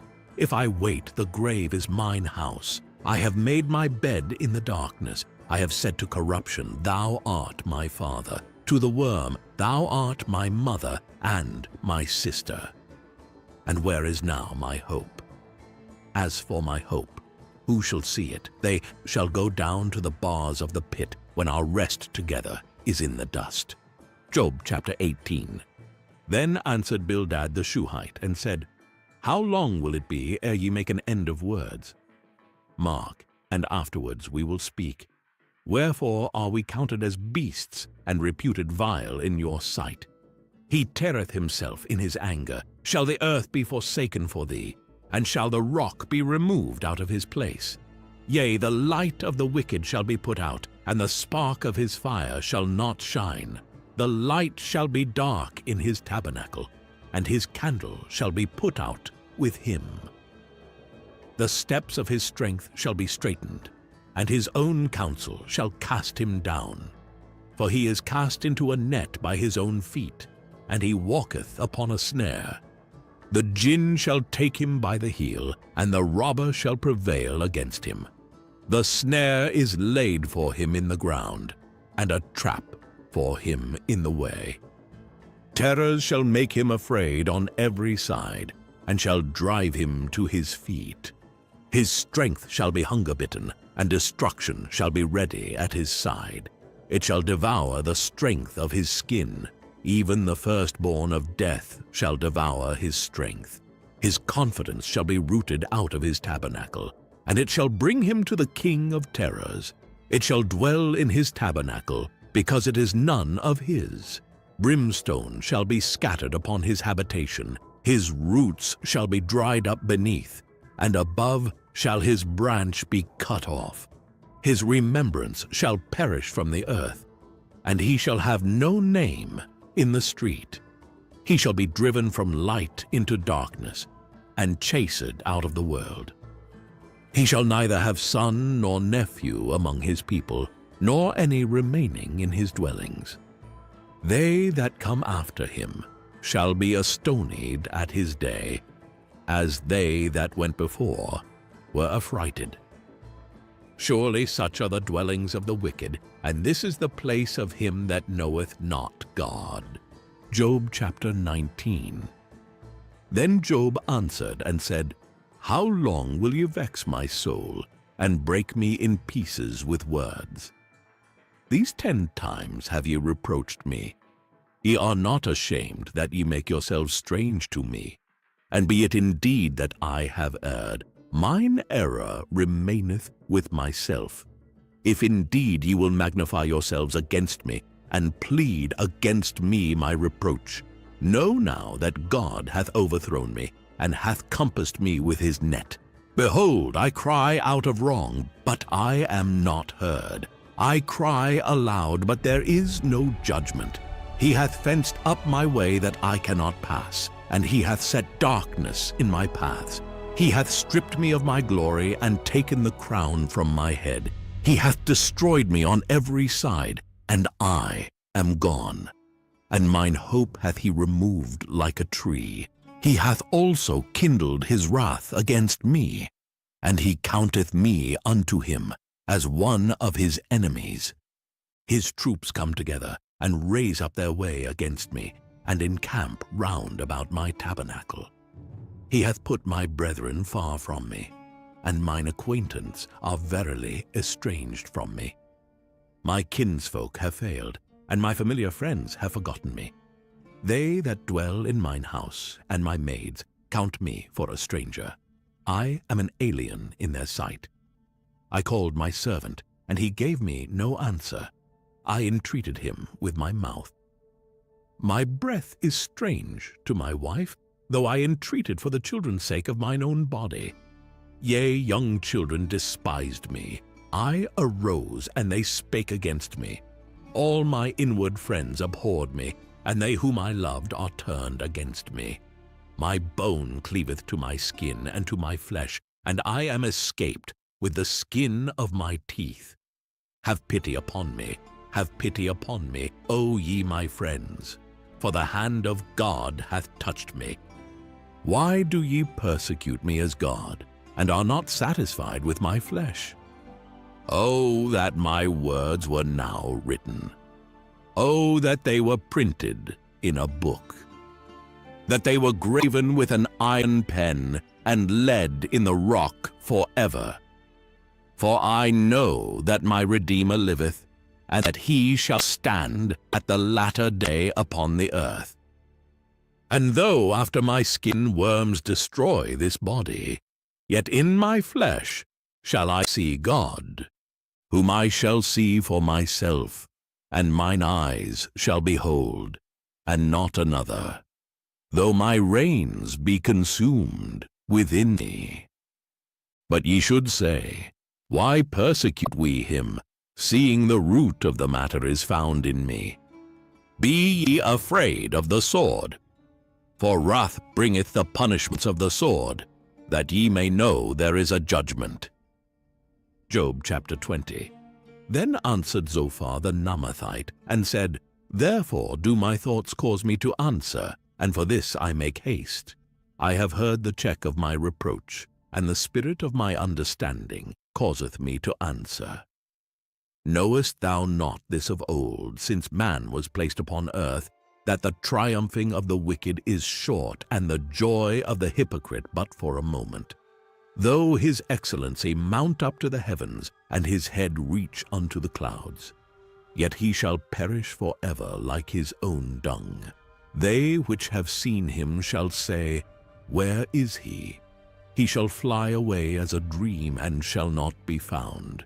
Yea, he shall be chased away as a vision of the night. The eye also which saw him shall see him no more, neither shall his place any more behold him. His children shall seek to please the poor, and his hands shall restore their goods. His bones are full of the sin of his youth, which shall lie down with him in the dust.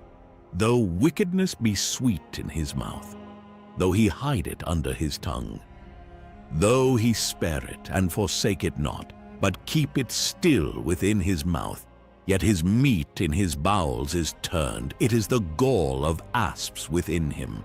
He hath swallowed down riches, and he shall vomit them up again.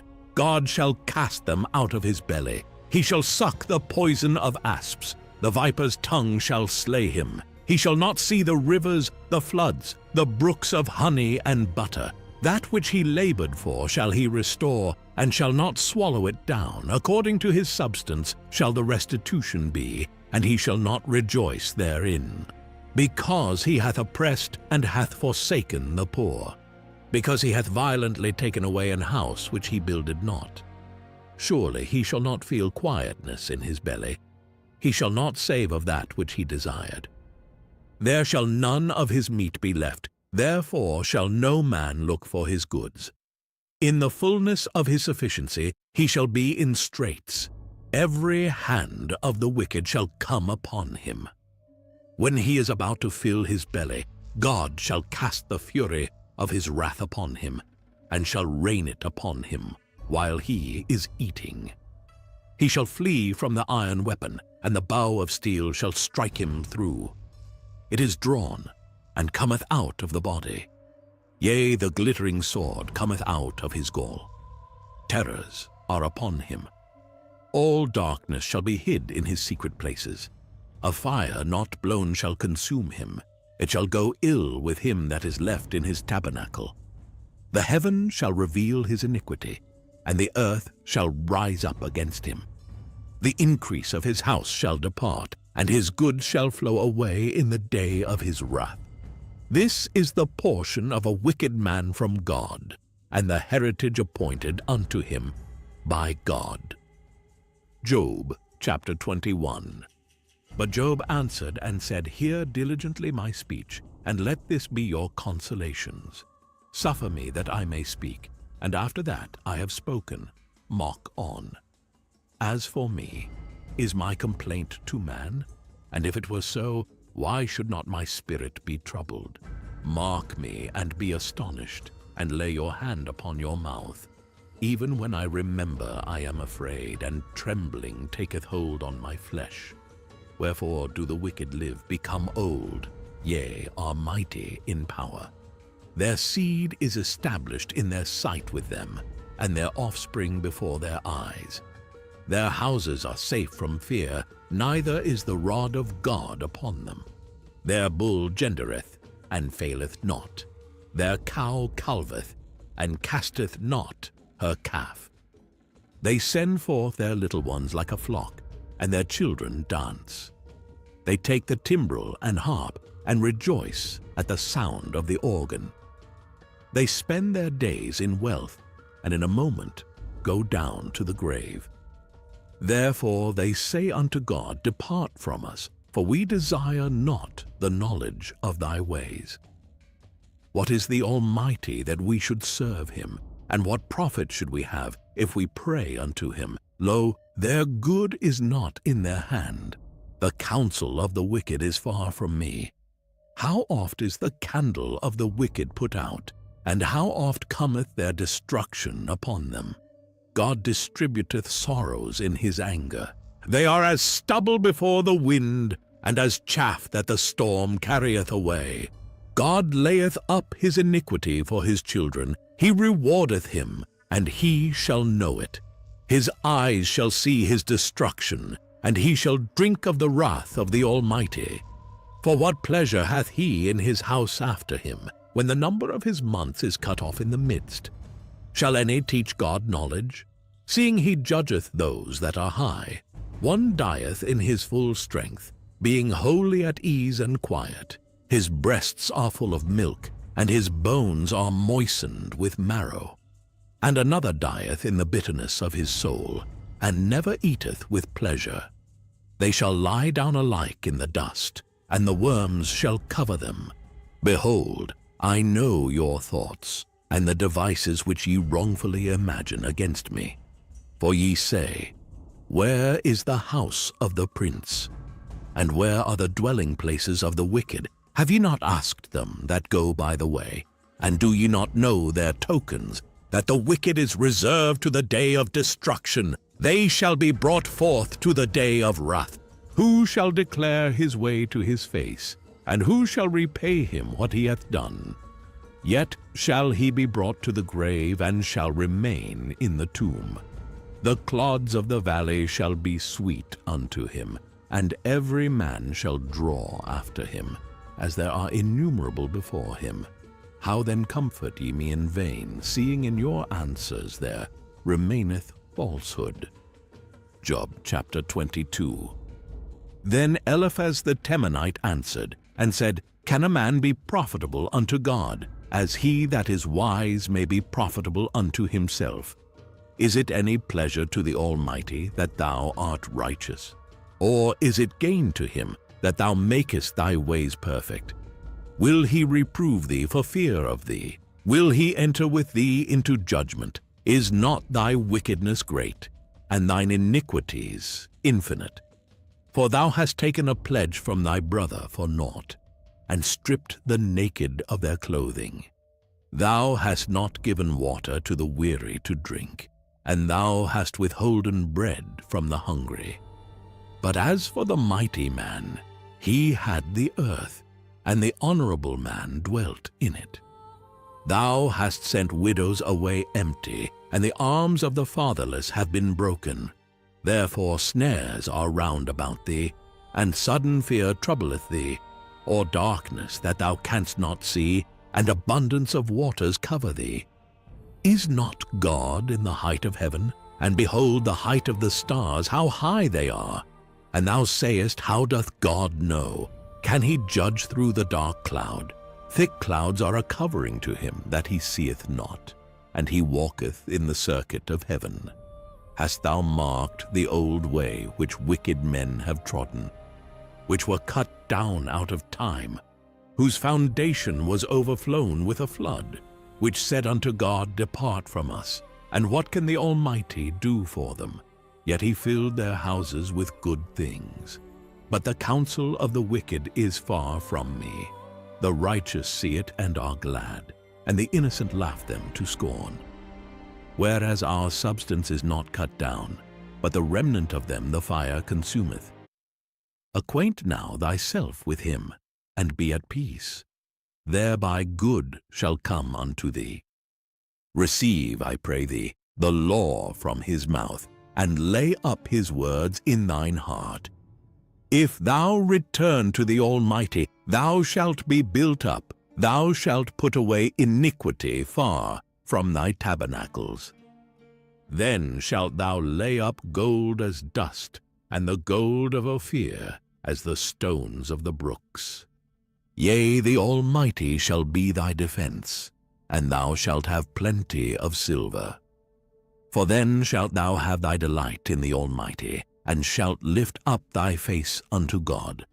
Thou shalt make thy prayer unto him, and he shall hear thee, and thou shalt pay thy vows. Thou shalt also decree a thing, and it shall be established unto thee, and the light shall shine upon thy ways. When men are cast down, then thou shalt say, There is lifting up, and he shall save the humble person.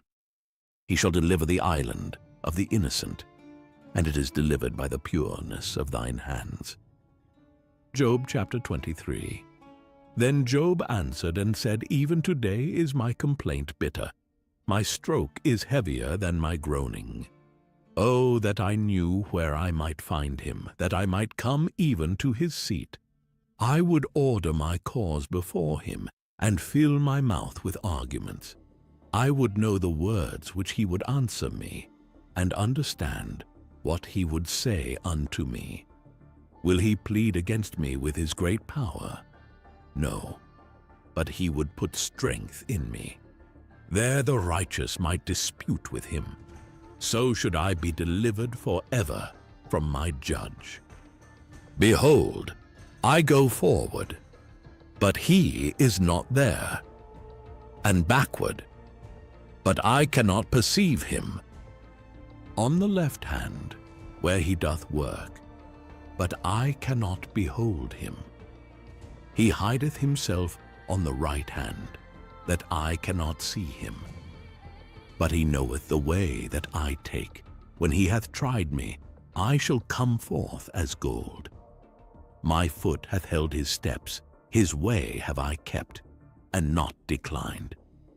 Neither have I gone back from the commandment of his lips.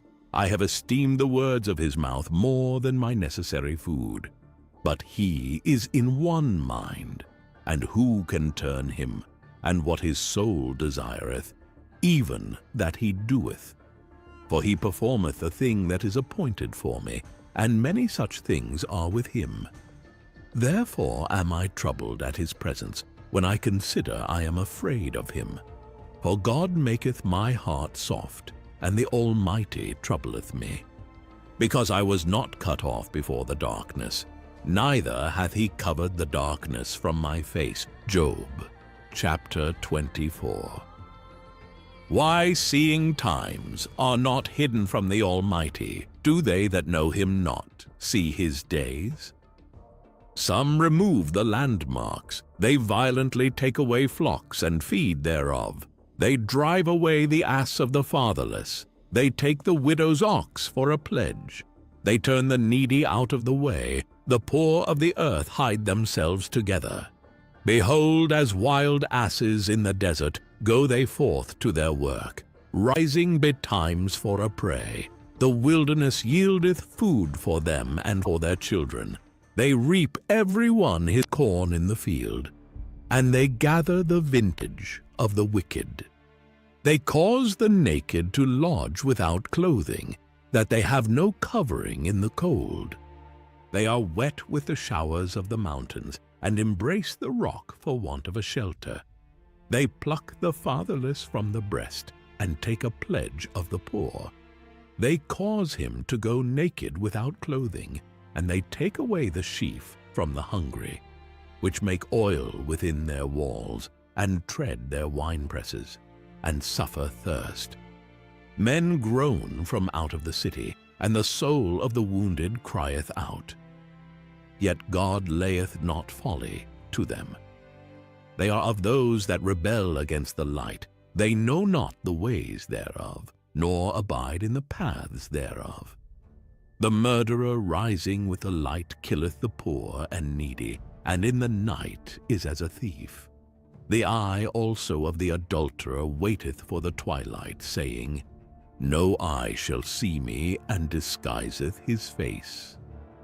In the dark they dig through houses, which they had marked for themselves in the daytime. They know not the light. For the morning is to them even as the shadow of death. If one know them, they are in the terrors of the shadow of death. He is swift as the waters, their portion is cursed in the earth. He beholdeth not the way of the vineyards.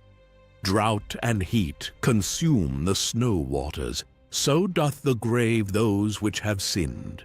The womb shall forget him, the worm shall feed sweetly on him. He shall be no more remembered, and wickedness shall be broken as a tree. He evil entreateth the barren that beareth not, and doeth not good to the widow. He draweth also the mighty with his power. He riseth up, and no man is sure of life. Though it be given him to be in safety, whereon he resteth, yet his eyes are upon their ways. They are exalted for a little while, but are gone and brought low. They are taken out of the way as all other, and cut off as the tops of the ears of corn. And if it be not so now, who will make me a liar, and make my speech nothing worth? Job chapter 25. Then answered Bildad the Shuhite, and said, Dominion and fear are with him. He maketh peace in his high places. Is there any number of his armies? And upon whom doth not his light arise? How then can man be justified with God? Or how can he be clean that is born of a woman? Behold, even to the moon, and it shineth not. Yea, the stars are not pure in his sight. How much less man that is a worm, and the son of man, which is a worm. Job chapter 26. But Job answered and said, How hast thou helped him that is without power? How savest thou the arm that hath no strength? How hast thou counseled him that hath no wisdom? And how hast thou plentifully declared the thing as it is? To whom hast thou uttered words, and whose spirit came from thee? Dead things are formed from under the waters, and the inhabitants thereof. Hell is naked before him, and destruction hath no covering. He stretcheth out the north over the empty place, and hangeth the earth upon nothing. He bindeth up the waters in his thick clouds, and the cloud is not rent under them. He holdeth back the face of his throne, and spreadeth his cloud upon it. He hath compassed the waters with bounds, until the day and night come to an end. The pillars of heaven tremble and are astonished at his reproof. He divideth the sea with his power, and by his understanding he smiteth through the proud. By his spirit he hath garnished the heavens. His hand hath formed the crooked serpent. Lo, these are parts of his ways, but how little a portion is heard of him. But the thunder of his power who can understand? Job chapter 27. Moreover, Job continued his parable, and said, As God liveth, who hath taken away my judgment, and the Almighty, who hath vexed my soul. All the while my breath is in me, and the Spirit of God is in my nostrils. My lips shall not speak wickedness, nor my tongue utter deceit. God forbid that I should justify you. Till I die, I will not remove mine integrity from me. My righteousness I hold fast, and will not let it go. My heart shall not reproach me so long as I live. Let mine enemy be as the wicked, and he that riseth up against me as the unrighteous. For what is the hope of the hypocrite, though he hath gained when God taketh away his soul? Will God hear his cry when trouble cometh upon him? Will he delight himself in the Almighty? Will he always call upon God? I will teach you by the hand of God. That which is with the Almighty will I not conceal. Behold, all ye yourselves have seen it. Why then are ye thus altogether vain? This is the portion of a wicked man with God, and the heritage of oppressors, which they shall receive of the Almighty. If his children be multiplied, it is for the sword, and his offspring shall not be satisfied with bread. Those that remain of him shall be buried in death, and his widows shall not weep. Though he heap up silver as the dust, and prepare raiment as the clay, he may prepare it, but the just shall put it on, and the innocent shall divide the silver. He buildeth his house as a moth, and as a booth that the keeper maketh. The rich man shall lie down, but he shall not be gathered. He openeth his eyes, and he is not. Terrors take hold on him as waters. A tempest stealeth him away in the night. The east wind carrieth him away, and he departeth, and as a storm hurleth him out of his place. For God shall cast upon him, and not spare. He would fain flee out of his hand. Men shall clap their hands at him, and shall hiss him out of his place. Job chapter 28. Surely there is a vein for the silver, and a place for gold where they find it. Iron is taken out of the earth, and brass is molten out of the stone. He setteth an end to darkness, and searcheth out all perfection, the stones of darkness, and the shadow of death. The flood breaketh out from the inhabitant, even the waters forgotten of the foot. They are dried up, they are gone away from men. As for the earth, out of it cometh bread, and under it is turned up as it were fire. The stones of it are the place of sapphires, and it hath dust of gold. There is a path which no fowl knoweth, and which the vulture's eye hath not seen. The lion's whelps have not trodden it, nor the fierce lion passed by it. He putteth forth his hand upon the rock. He overturneth the mountains by the roots. He cutteth out rivers among the rocks, and his eye seeth every precious thing. He bindeth the floods from overflowing, and the thing that is hid bringeth he forth to light. But where shall wisdom be found? And where is the place of understanding? Man knoweth not the price thereof, neither is it found in the land of the living. The depth saith, It is not in me, and the sea saith, It is not with me. It cannot be gotten for gold, neither shall silver be weighed for the price thereof. It cannot be valued with the gold of Ophir, with the precious onyx or the sapphire. The gold and the crystal cannot equal it, and the exchange of it shall not be for jewels of fine gold. No mention shall be made of coral or of pearls, for the price of wisdom is above rubies. The topaz of Ethiopia shall not equal it, neither shall it be valued with pure gold. Whence then cometh wisdom? And where is the place of understanding? Seeing it is hid from the eyes of all living, and kept close from the fowls of the air. Destruction and death say, We have heard the fame thereof with our ears. God understandeth the way thereof, and he knoweth the place thereof. For he looketh to the ends of the earth, and seeth under the whole heaven, to make the weight for the winds, and he weigheth the waters by measure. When he made a decree for the rain, and a way for the lightning of the thunder, then did he see it, and declare it. He prepared it, yea, and searched it out. And unto man he said, Behold the fear of the Lord, that is wisdom, and to depart from evil is understanding. Job chapter 29. Moreover, Job continued his parable and said, Oh, that I were as in months past, as in the days when God preserved me, when his candle shined upon my head, and when by his light I walked through darkness. As I was in the days of my youth, when the secret of God was upon my tabernacle, when the Almighty was yet with me, when my children were about me, when I washed my steps with butter, and the rock poured me out rivers of oil, when I went out to the gate through the city, when I prepared my seat in the street.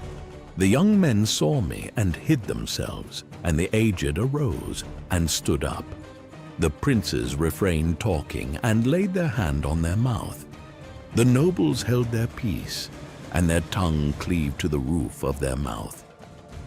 When the ear heard me, then it blessed me, and when the eye saw me, it gave witness to me. Because I delivered the poor that cried, and the fatherless, and him that had none to help him. The blessing of him that was ready to perish came upon me, and I caused the widow's heart to sing for joy. I put on righteousness, and it clothed me. My judgment was as a robe and a diadem. I was eyes to the blind, and feet was I to the lame. I was a father to the poor, and the cause which I knew not, I searched out. And I brake the jaws of the wicked, and plucked the spoil out of his teeth, Then I said, I shall die in my nest, and I shall multiply my days as the sand. My root was spread out by the waters, and the dew lay all night upon my branch. My glory was fresh in me, and my bow was renewed in my hand. Unto me men gave ear, and waited, and kept silence at my counsel. After my words they spake not again, and my speech dropped upon them. And they waited for me as for the rain, and they opened their mouth wide as for the latter rain. If I laughed on them, they believed it not, and the light of my countenance they cast not down. I chose out their way, and sat chief, and dwelt as a king in the army, as one that comforteth the mourners. Job chapter 30. But now they that are younger than I have me in derision, whose fathers I would have disdained to have set with the dogs of my flock. Yea, whereto might the strength of their hands profit me, in whom old age was perished? For want and famine they were solitary, fleeing into the wilderness in former time desolate and waste, who cut up mallows by the bushes, and juniper roots for their meat. They were driven forth from among men. They cried after them as after a thief, to dwell in the cliffs of the valleys, in caves of the earth, and in the rocks. Among the bushes they brayed, under the nettles they were gathered together. They were children of fools, yea, children of base men. They were viler than the earth. And now am I their song, yea, I am their byword. They abhor me, they flee far from me, and spare not to spit in my face. Because he hath loosed my cord and afflicted me, they have also let loose the bridle before me. Upon my right hand rise the youth. They push away my feet, and they raise up against me the ways of their destruction. They mar my path, they set forward my calamity. They have no helper. They came upon me as a wide breaking in of waters. In the desolation they rolled themselves upon me. Terrors are turned upon me. They pursue my soul as the wind, and my welfare passeth away as a cloud. And now my soul is poured out upon me. The days of affliction have taken hold upon me. My bones are pierced in me in the night season, and my sinews take no rest. By the great force of my disease is my garment changed. It bindeth me about as the collar of my coat. He hath cast me into the mire, and I am become like dust and ashes. I cry unto thee, and thou dost not hear me. I stand up, and thou regardest me not. Thou art become cruel to me. With thy strong hand thou opposest thyself against me. Thou liftest me up to the wind. Thou causest me to ride upon it, and dissolvest my substance. For I know that thou wilt bring me to death, and to the house appointed for all living. Howbeit he will not stretch out his hand to the grave, though they cry in his destruction. Did not I weep for him that was in trouble? Was not my soul grieved for the poor? When I looked for good, then evil came unto me. And when I waited for light, there came darkness. My bowels boiled, and rested not. The days of affliction prevented me. I went mourning without the sun. I stood up, and I cried in the congregation. I am a brother to dragons, and a companion to owls. My skin is black upon me, and my bones are burned with heat. My harp also is turned to mourning, and my organ into the voice of them that weep. Job chapter 31. I made a covenant with mine eyes. Why then should I think upon a maid? For what portion of God is there from above? And what inheritance of the Almighty from on high? Is not destruction to the wicked, and a strange punishment to the workers of iniquity? Doth not he see my ways, and count all my steps? If I have walked with vanity, or if my foot hath hasted to deceit, let me be weighed in an even balance, that God may know mine integrity. If my step hath turned out of the way, and mine heart walked after mine eyes. And if any blot hath cleaved to mine hands, then let me sow, and let another eat. Yea, let my offspring be rooted out. If mine heart have been deceived by a woman, or if I have laid wait at my neighbor's door, then let my wife grind unto another, and let others bow down upon her. For this is an heinous crime, yea, it is an iniquity to be punished by the judges. For it is a fire that consumeth to destruction, and would root out all mine increase. If I did despise the cause of my manservant or of my maidservant when they contended with me, what then shall I do when God riseth up? And when he visiteth, what shall I answer him? Did not he that made me in the womb make him? And did not one fashion us in the womb? If I have withheld the poor from their desire, or have caused the eyes of the widow to fail, or have eaten my morsel myself alone, and the fatherless hath not eaten thereof. For from my youth he was brought up with me as with a father, and I have guided her from my mother's womb. If I have seen any perish for want of clothing, or any poor without covering, if his loins have not blessed me, and if he were not warmed with the fleece of my sheep, if I have lifted up my hand against the fatherless, when I saw my help in the gate, then let mine arm fall from my shoulder blade, and mine arm be broken from the bone. For destruction from God was a terror to me, and by reason of his highness I could not endure. If I have made gold my hope, or have said to the fine gold, Thou art my confidence, if I rejoiced because my wealth was great, and because mine hand had gotten much, if I beheld the sun when it shined, or the moon walking in brightness, and my heart hath been secretly enticed, or my mouth hath kissed my hand, this also were an iniquity to be punished by the judge, for I should have denied the God that is above. If I rejoiced at the destruction of him that hated me, or lifted up myself when evil found him, neither have I suffered my mouth to sin by wishing a curse to his soul. If the men of my tabernacle said not, Oh, that we had of his flesh, we cannot be satisfied. The stranger did not lodge in the street, but I opened my doors to the traveler. If I covered my transgressions as Adam by hiding mine iniquity in my bosom, did I fear a great multitude, or did the contempt of families terrify me, that I kept silence and went not out of the door? Oh, that one would hear me! Behold, my desire is that the Almighty would answer me, and that mine adversary had written a book. Surely I would take it upon my shoulder, and bind it as a crown to me. I would declare unto him the number of my steps, as a prince would I go near unto him. If my land cry against me, or that the furrows likewise thereof complain, if I have eaten the fruits thereof without money, or have caused the owners thereof to lose their life, let thistles grow instead of wheat, and cockle instead of barley. The words of Job are ended. Job chapter 32.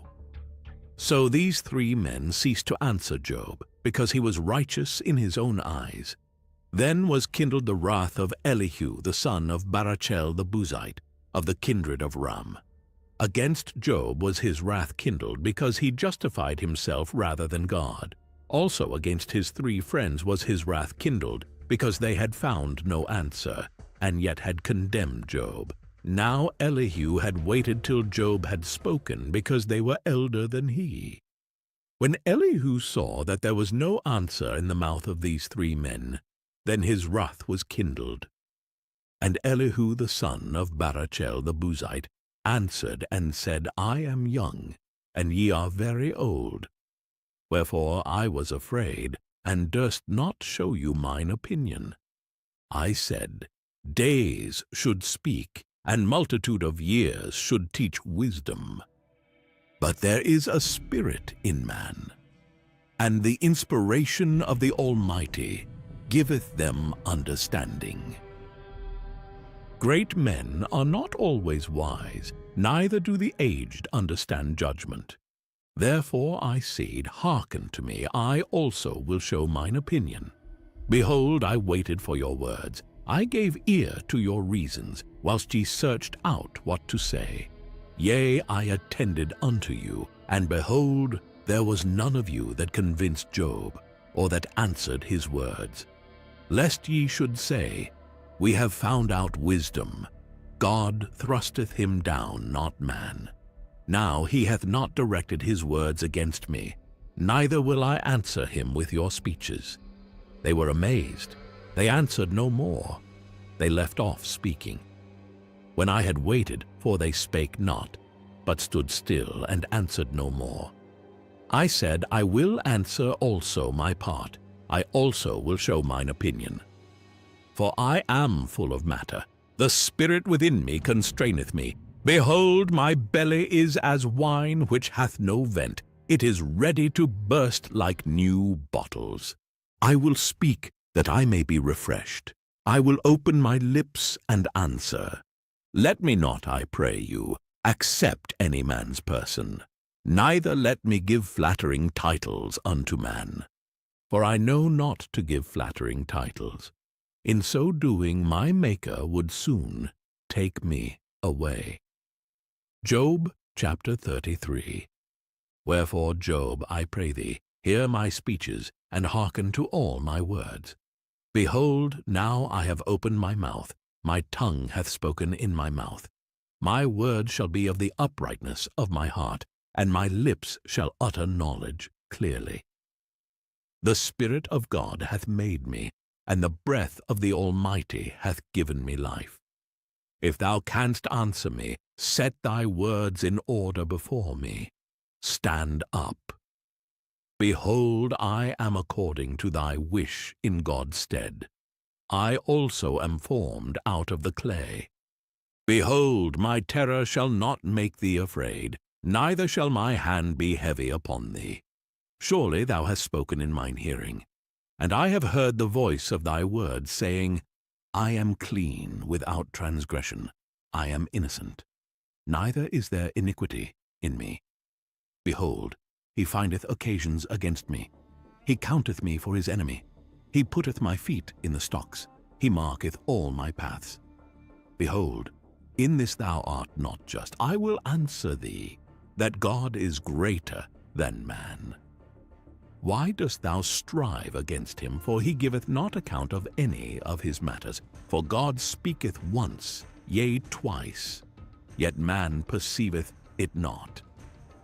In a dream, in a vision of the night, when deep sleep falleth upon men, in slumberings upon the bed, then he openeth the ears of men, and sealeth their instruction, that he may withdraw man from his purpose, and hide pride from man.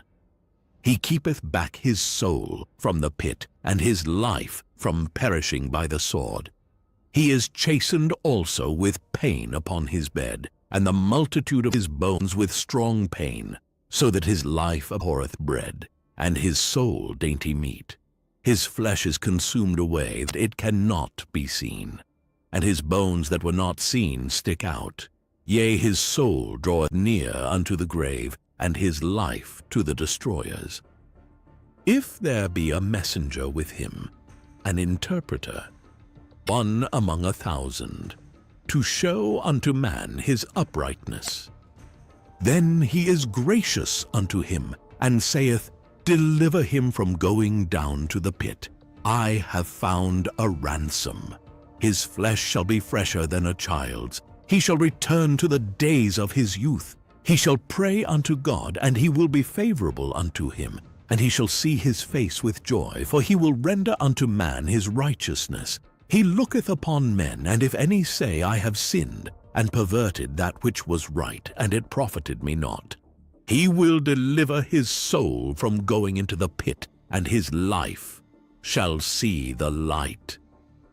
Lo, all these things worketh God oftentimes with man, to bring back his soul from the pit, to be enlightened with the light of the living.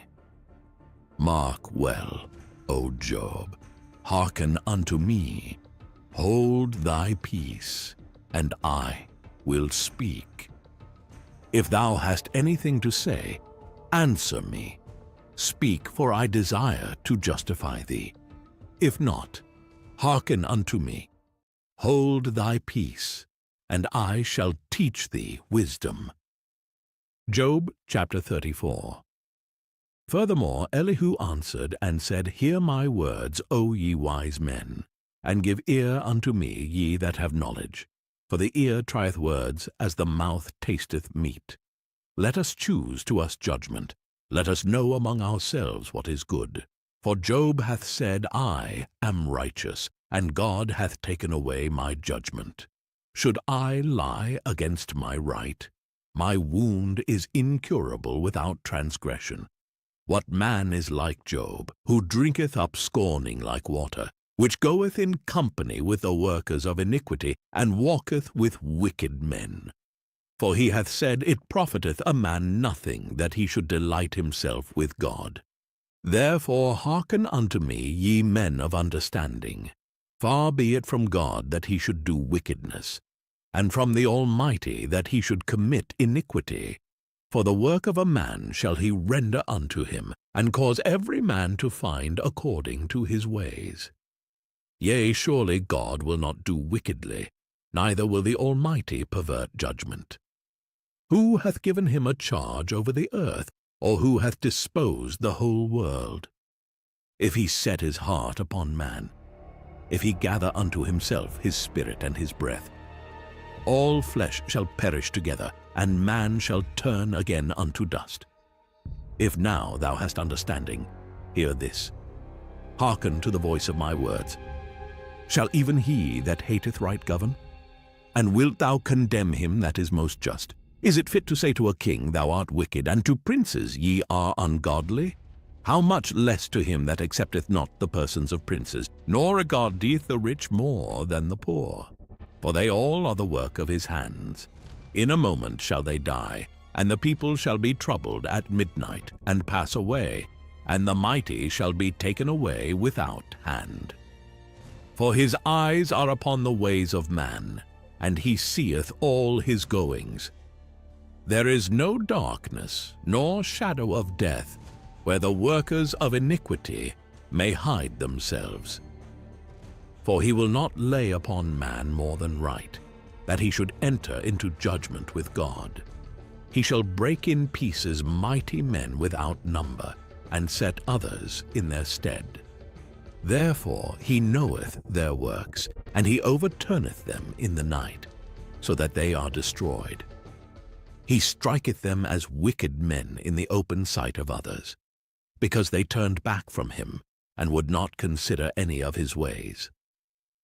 So that they cause the cry of the poor to come unto him, and he heareth the cry of the afflicted. When he giveth quietness, who then can make trouble? And when he hideth his face, who then can behold him? Whether it be done against a nation or against a man only, that the hypocrite reign not, lest the people be ensnared.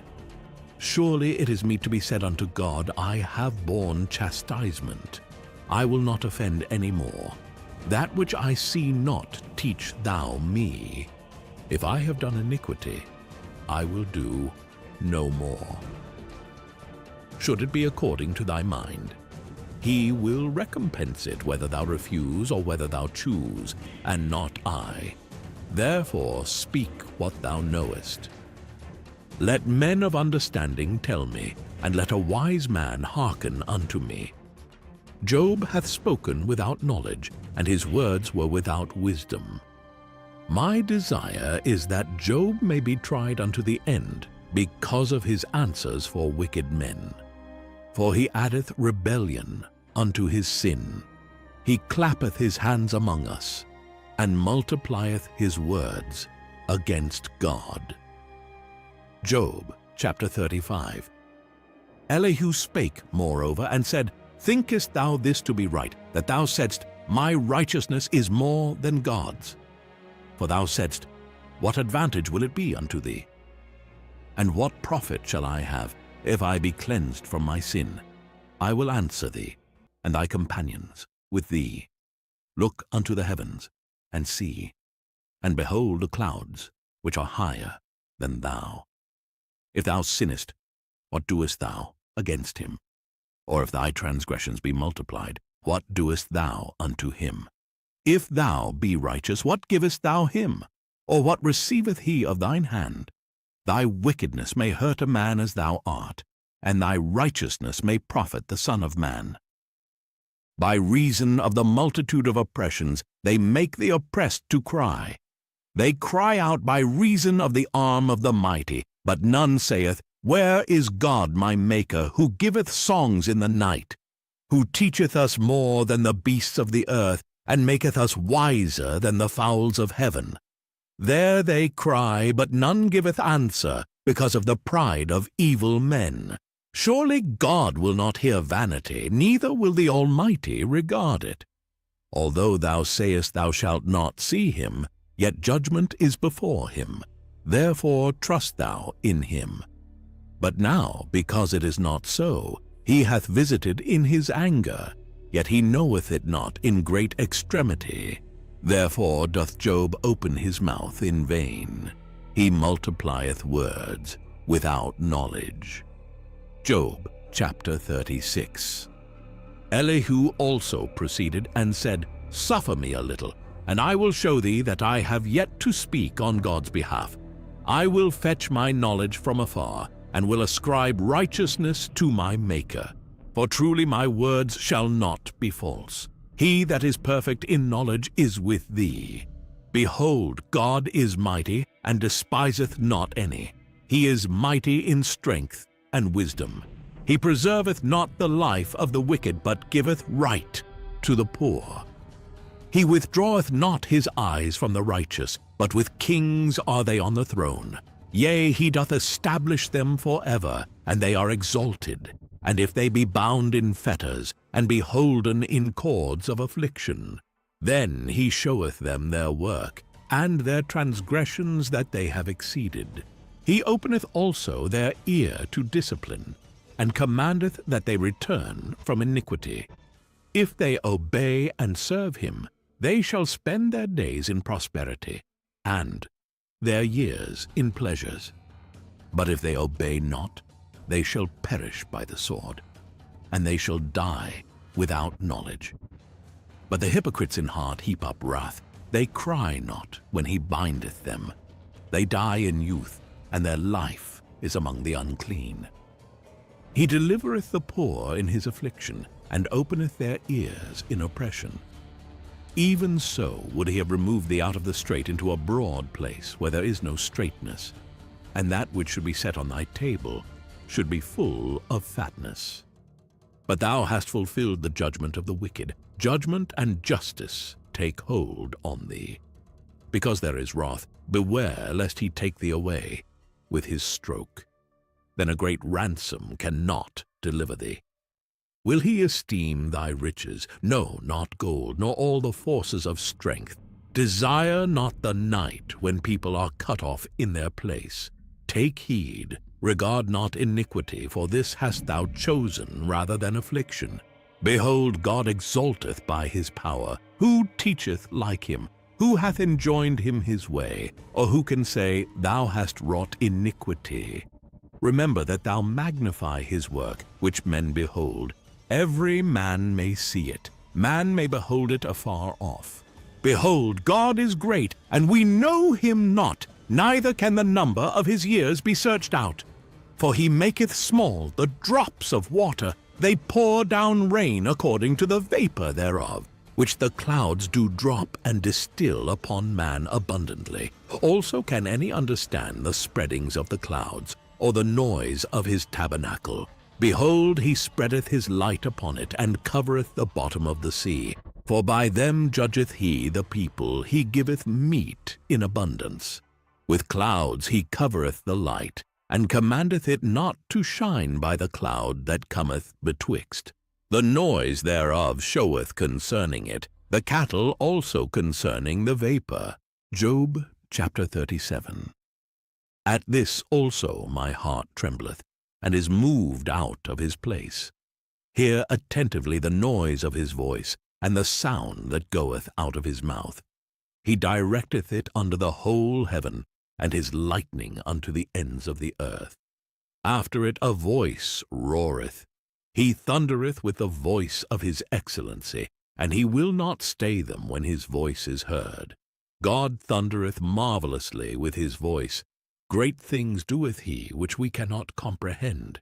For he saith to the snow, Be thou on the earth, likewise to the small rain, and to the great rain of his strength.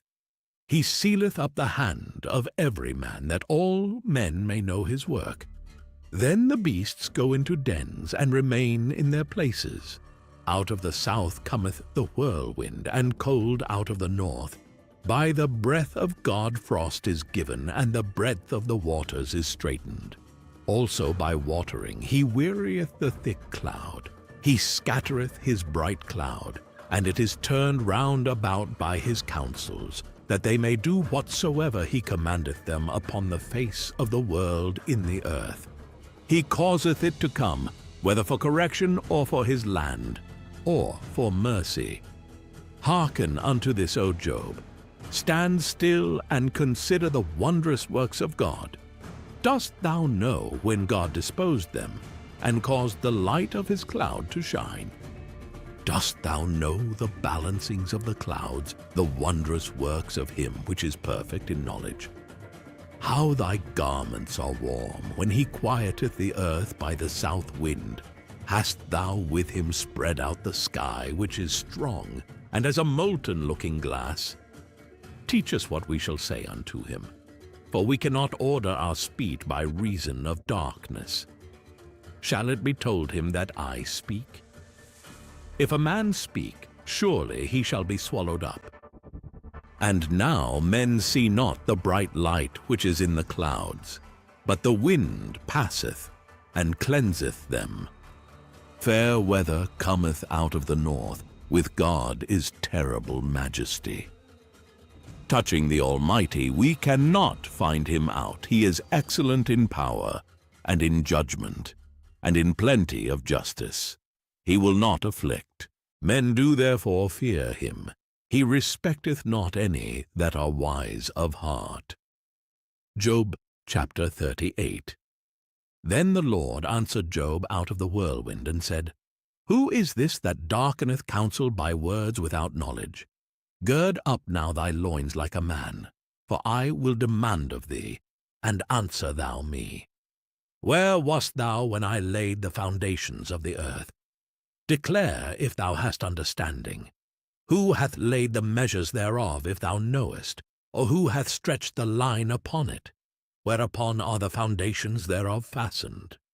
Or who laid the cornerstone thereof? When the morning stars sang together, and all the sons of God shouted for joy? Or who shut up the sea with doors when it brake forth, as if it had issued out of the womb? When I made the cloud the garment thereof, and thick darkness a swaddling band for it, and brake up for it my decreed place, and set bars and doors, and said, Hitherto shalt thou come, but no further, and here shall thy proud waves be stayed. Hast thou commanded the morning since thy days, and caused the dayspring to know his place, that it might take hold of the ends of the earth, that the wicked might be shaken out of it? It is turned as clay to the seal, and they stand as a garment. And from the wicked their light is withholden, and the high arm shall be broken. Hast thou entered into the springs of the sea, or hast thou walked in the search of the depth? Have the gates of death been opened unto thee, or hast thou seen the doors of the shadow of death? Hast thou perceived the breadth of the earth? Declare if thou knowest it all. Where is the way where light dwelleth? And as for darkness, where is the place thereof, that thou shouldest take it to the bound thereof, and that thou shouldest know the paths to the house thereof? Knowest thou it because thou wast then born, or because the number of thy days is great? Hast thou entered into the treasures of the snow? Or hast thou seen the treasures of the hail, which I have reserved against the time of trouble, against the day of battle and war? By what way is the light parted, which scattereth the east wind upon the earth? Who hath divided a watercourse for the overflowing of waters, or a way for the lightning of thunder, to cause it to rain on the earth, where no man is, on the wilderness, wherein there is no man, to satisfy the desolate and waste ground, and to cause the bud of the tender herb to spring forth? Hath the rain a father, or who hath begotten the drops of dew, out of whose womb came the ice, and the hoary frost of heaven who hath gendered it? The waters are hid as with a stone, and the face of the deep is frozen. Canst thou bind the sweet influences of Pleiades, or loose the bands of Orion? Canst thou bring forth Mazzaroth in his season, or canst thou guide Arcturus with his sons? Knowest thou the ordinances of heaven? Canst thou set the dominion thereof in the earth? Canst thou lift up thy voice to the clouds, that abundance of waters may cover thee? Canst thou send lightnings that they may go, and say unto thee, Here we are? Who hath put wisdom in the inward parts? Or who hath given understanding to the heart? Who can number the clouds in wisdom? Or who can stay the bottles of heaven? When the dust groweth into hardness, and the clods cleave fast together, wilt thou hunt the prey for the lion, or fill the appetite of the young lions, when they couch in their dens and abide in the covert to lie in wait? Who provideth for the raven his food? When his young ones cry unto God, they wander for lack of meat. Job chapter 39. Knowest thou the time when the wild goats of the rock bring forth? Or canst thou mark when the hinds do calve? Canst thou number the months that they fulfill? Or knowest thou the time when they bring forth? They bow themselves, they bring forth their young ones, they cast out their sorrows. Their young ones are in good liking, they grow up with corn, they go forth and return not unto them. Who hath sent out the wild ass free? Or who hath loosed the bands of the wild ass? Whose house I have made the wilderness, and the barren land his dwellings. He scorneth the multitude of the city, neither regardeth he the crying of the driver. The range of the mountains is his pasture, and he searcheth after every green thing. Will the unicorn be willing to serve thee, or abide by thy crib? Canst thou bind the unicorn with his band in the furrow? Or will he harrow the valleys after thee? Wilt thou trust him because his strength is great? Or wilt thou leave thy labor to him? Wilt thou believe him that he will bring home thy seed and gather it into thy barn? Gavest thou the goodly wings unto the peacocks, or wings and feathers unto the ostrich, which leaveth her eggs in the earth, and warmeth them in dust, and forgetteth that the foot may crush them, or that the wild beast may break them? She is hardened against her young ones, as though they were not hers. Her labor is in vain without fear. Because God hath deprived her of wisdom, neither hath he imparted to her understanding. What time she lifteth up herself on high, she scorneth the horse and his rider. Hast thou given the horse strength? Hast thou clothed his neck with thunder? Canst thou make him afraid as a grasshopper? The glory of his nostrils is terrible. He paweth in the valley, and rejoiceth in his strength. He goeth on to meet the armed men. He mocketh at fear, and is not affrighted. Neither turneth he back from the sword. The quiver rattleth against him, the glittering spear and the shield. He swalloweth the ground with fierceness and rage. Neither believeth he that it is the sound of the trumpet. He saith among the trumpets, Ha, ha, and he smelleth the battle afar off. the thunder of the captains and the shouting?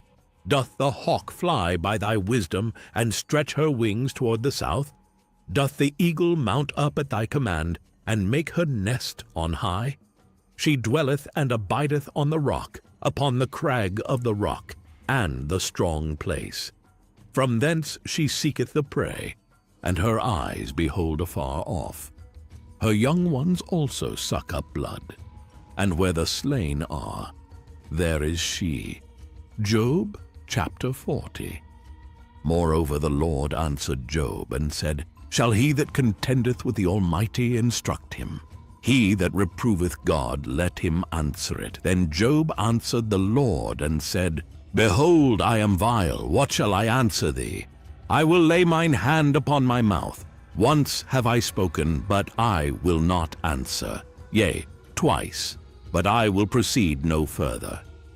Then answered the Lord unto Job out of the whirlwind, and said, Gird up thy loins now like a man. I will demand of thee, and declare thou unto me. Wilt thou also disannul my judgment? Wilt thou condemn me that thou mayest be righteous? Hast thou an arm like God, or canst thou thunder with a voice like him? Deck thyself now with majesty and excellency, and array thyself with glory and beauty. Cast abroad the rage of thy wrath, and behold every one that is proud, and abase him. Look on every one that is proud, and bring him low, and tread down the wicked in their place. Hide them in the dust together, and bind their faces in secret. Then will I also confess unto thee that thine own right hand can save thee. Behold now Behemoth, which I made with thee. He eateth grass as an ox. Lo now, his strength is in his loins, and his force is in the navel of his belly. He moveth his tail like a cedar. The sinews of his stones are wrapped together. His bones are as strong pieces of brass. His bones are like bars of iron. He is the chief of the ways of God. He that made him can make his sword to approach unto him. Surely the mountains bring him forth food, where all the beasts of the field play. He lieth under the shady trees in the covert of the reed and fens. The shady trees cover him with their shadow. The willows of the brook compass him about. Behold, he drinketh up a river and hasteth not. He trusteth that he can draw up Jordan into his mouth. He taketh it with his eyes. His nose pierceth through snares. Job chapter 41. Canst thou draw out Leviathan with an hook, or his tongue with a cord which thou lettest down? Canst thou put an hook into his nose, or bore his jaw through with a thorn? Will he make many supplications unto thee? Will he speak soft words unto thee? Will he make a covenant with thee? Wilt thou take him for a servant forever? Wilt thou play with him as with a bird, or wilt thou bind him for thy maidens? Shall the companions make a banquet of him? Shall they part him among the merchants? Canst thou fill his skin with barbed irons, or his head with fish spears? Lay thine hand upon him, remember the battle, do no more. Behold, the hope of him is in vain. Shall not one be cast down even at the sight of him? None is so fierce that dare stir him up. Who then is able to stand before me?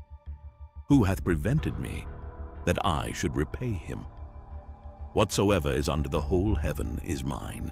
I will not conceal his parts, nor his power, nor his comely proportion. Who can discover the face of his garment? Or who can come to him with his double bridle? Who can open the doors of his face? His teeth are terrible round about. His scales are his pride, shut up together as with a close seal. One is so near to another that no air can come between them. They are joined one to another, they stick together, that they cannot be sundered. By his neesings a light doth shine, and his eyes are like the eyelids of the morning. Out of his mouth go burning lamps, and sparks of fire leap out. Out of his nostrils goeth smoke, as out of a seething pot or cauldron. His breath kindleth coals, and a flame goeth out of his mouth. In his neck remaineth strength, and sorrow is turned into joy before him. The flakes of his flesh are joined together. They are firm in themselves. They cannot be moved. His heart is as firm as a stone, yea, as hard as a piece of the nether millstone. When he raiseth up himself, the mighty are afraid. By reason of breakings they purify themselves. The sword of him that layeth at him cannot hold, the spear, the dart, nor the habergeon. He esteemeth iron as straw, and brass as rotten wood. The arrow cannot make him flee. Sling stones are turned with him into stubble. Darts are counted as stubble. He laugheth at the shaking of a spear. Sharp stones are under him. He spreadeth sharp, pointed things upon the mire. He maketh the deep to boil like a pot. He maketh the sea like a pot of ointment. He maketh a path to shine after him. One would think the deep to be hoary. Upon earth there is not his like, who is made without fear. He beholdeth all high things. He is a king over all the children of pride. Job chapter 42. Then Job answered the Lord and said, I know that thou canst do everything, and that no thought can be withholden from thee. Who is he that hideth counsel without knowledge? Therefore have I uttered that I understood not, things too wonderful for me, which I knew not. Hear, I beseech thee, and I will speak. I will demand of thee, and declare thou unto me. I have heard of thee by the hearing of the ear, but now mine eye seeth thee. Wherefore I abhor myself, and repent in dust and ashes. And it was so, that after the Lord had spoken these words unto Job, the Lord said to Eliphaz the Temanite, My wrath is kindled against thee, and against thy two friends. For ye have not spoken of me the thing that is right, as my servant Job hath. Therefore take unto you now 7 bullocks and 7 rams, and go to my servant Job, and offer up for yourselves a burnt offering, and my servant Job shall pray for you. For him will I accept, lest I deal with you after your folly, in that ye have not spoken of me the thing which is right, like my servant Job. So Eliphaz the Temanite, and Bildad the Shuhite, and Zophar the Naamathite went, and did according as the Lord commanded them. The Lord also accepted Job. And the Lord turned the captivity of Job, when he prayed for his friends. Also the Lord gave Job twice as much as he had before. Then came there unto him all his brethren, and all his sisters, and all they that had been of his acquaintance before, and did eat bread with him in his house. And they bemoaned him, and comforted him over all the evil that the Lord had brought upon him. Every man also gave him a piece of money, and every one an earring of gold. So the Lord blessed the latter end of Job more than his beginning, for he had 14,000 sheep, and 6,000 camels, and 1,000 yoke of oxen, and 1,000 she-asses.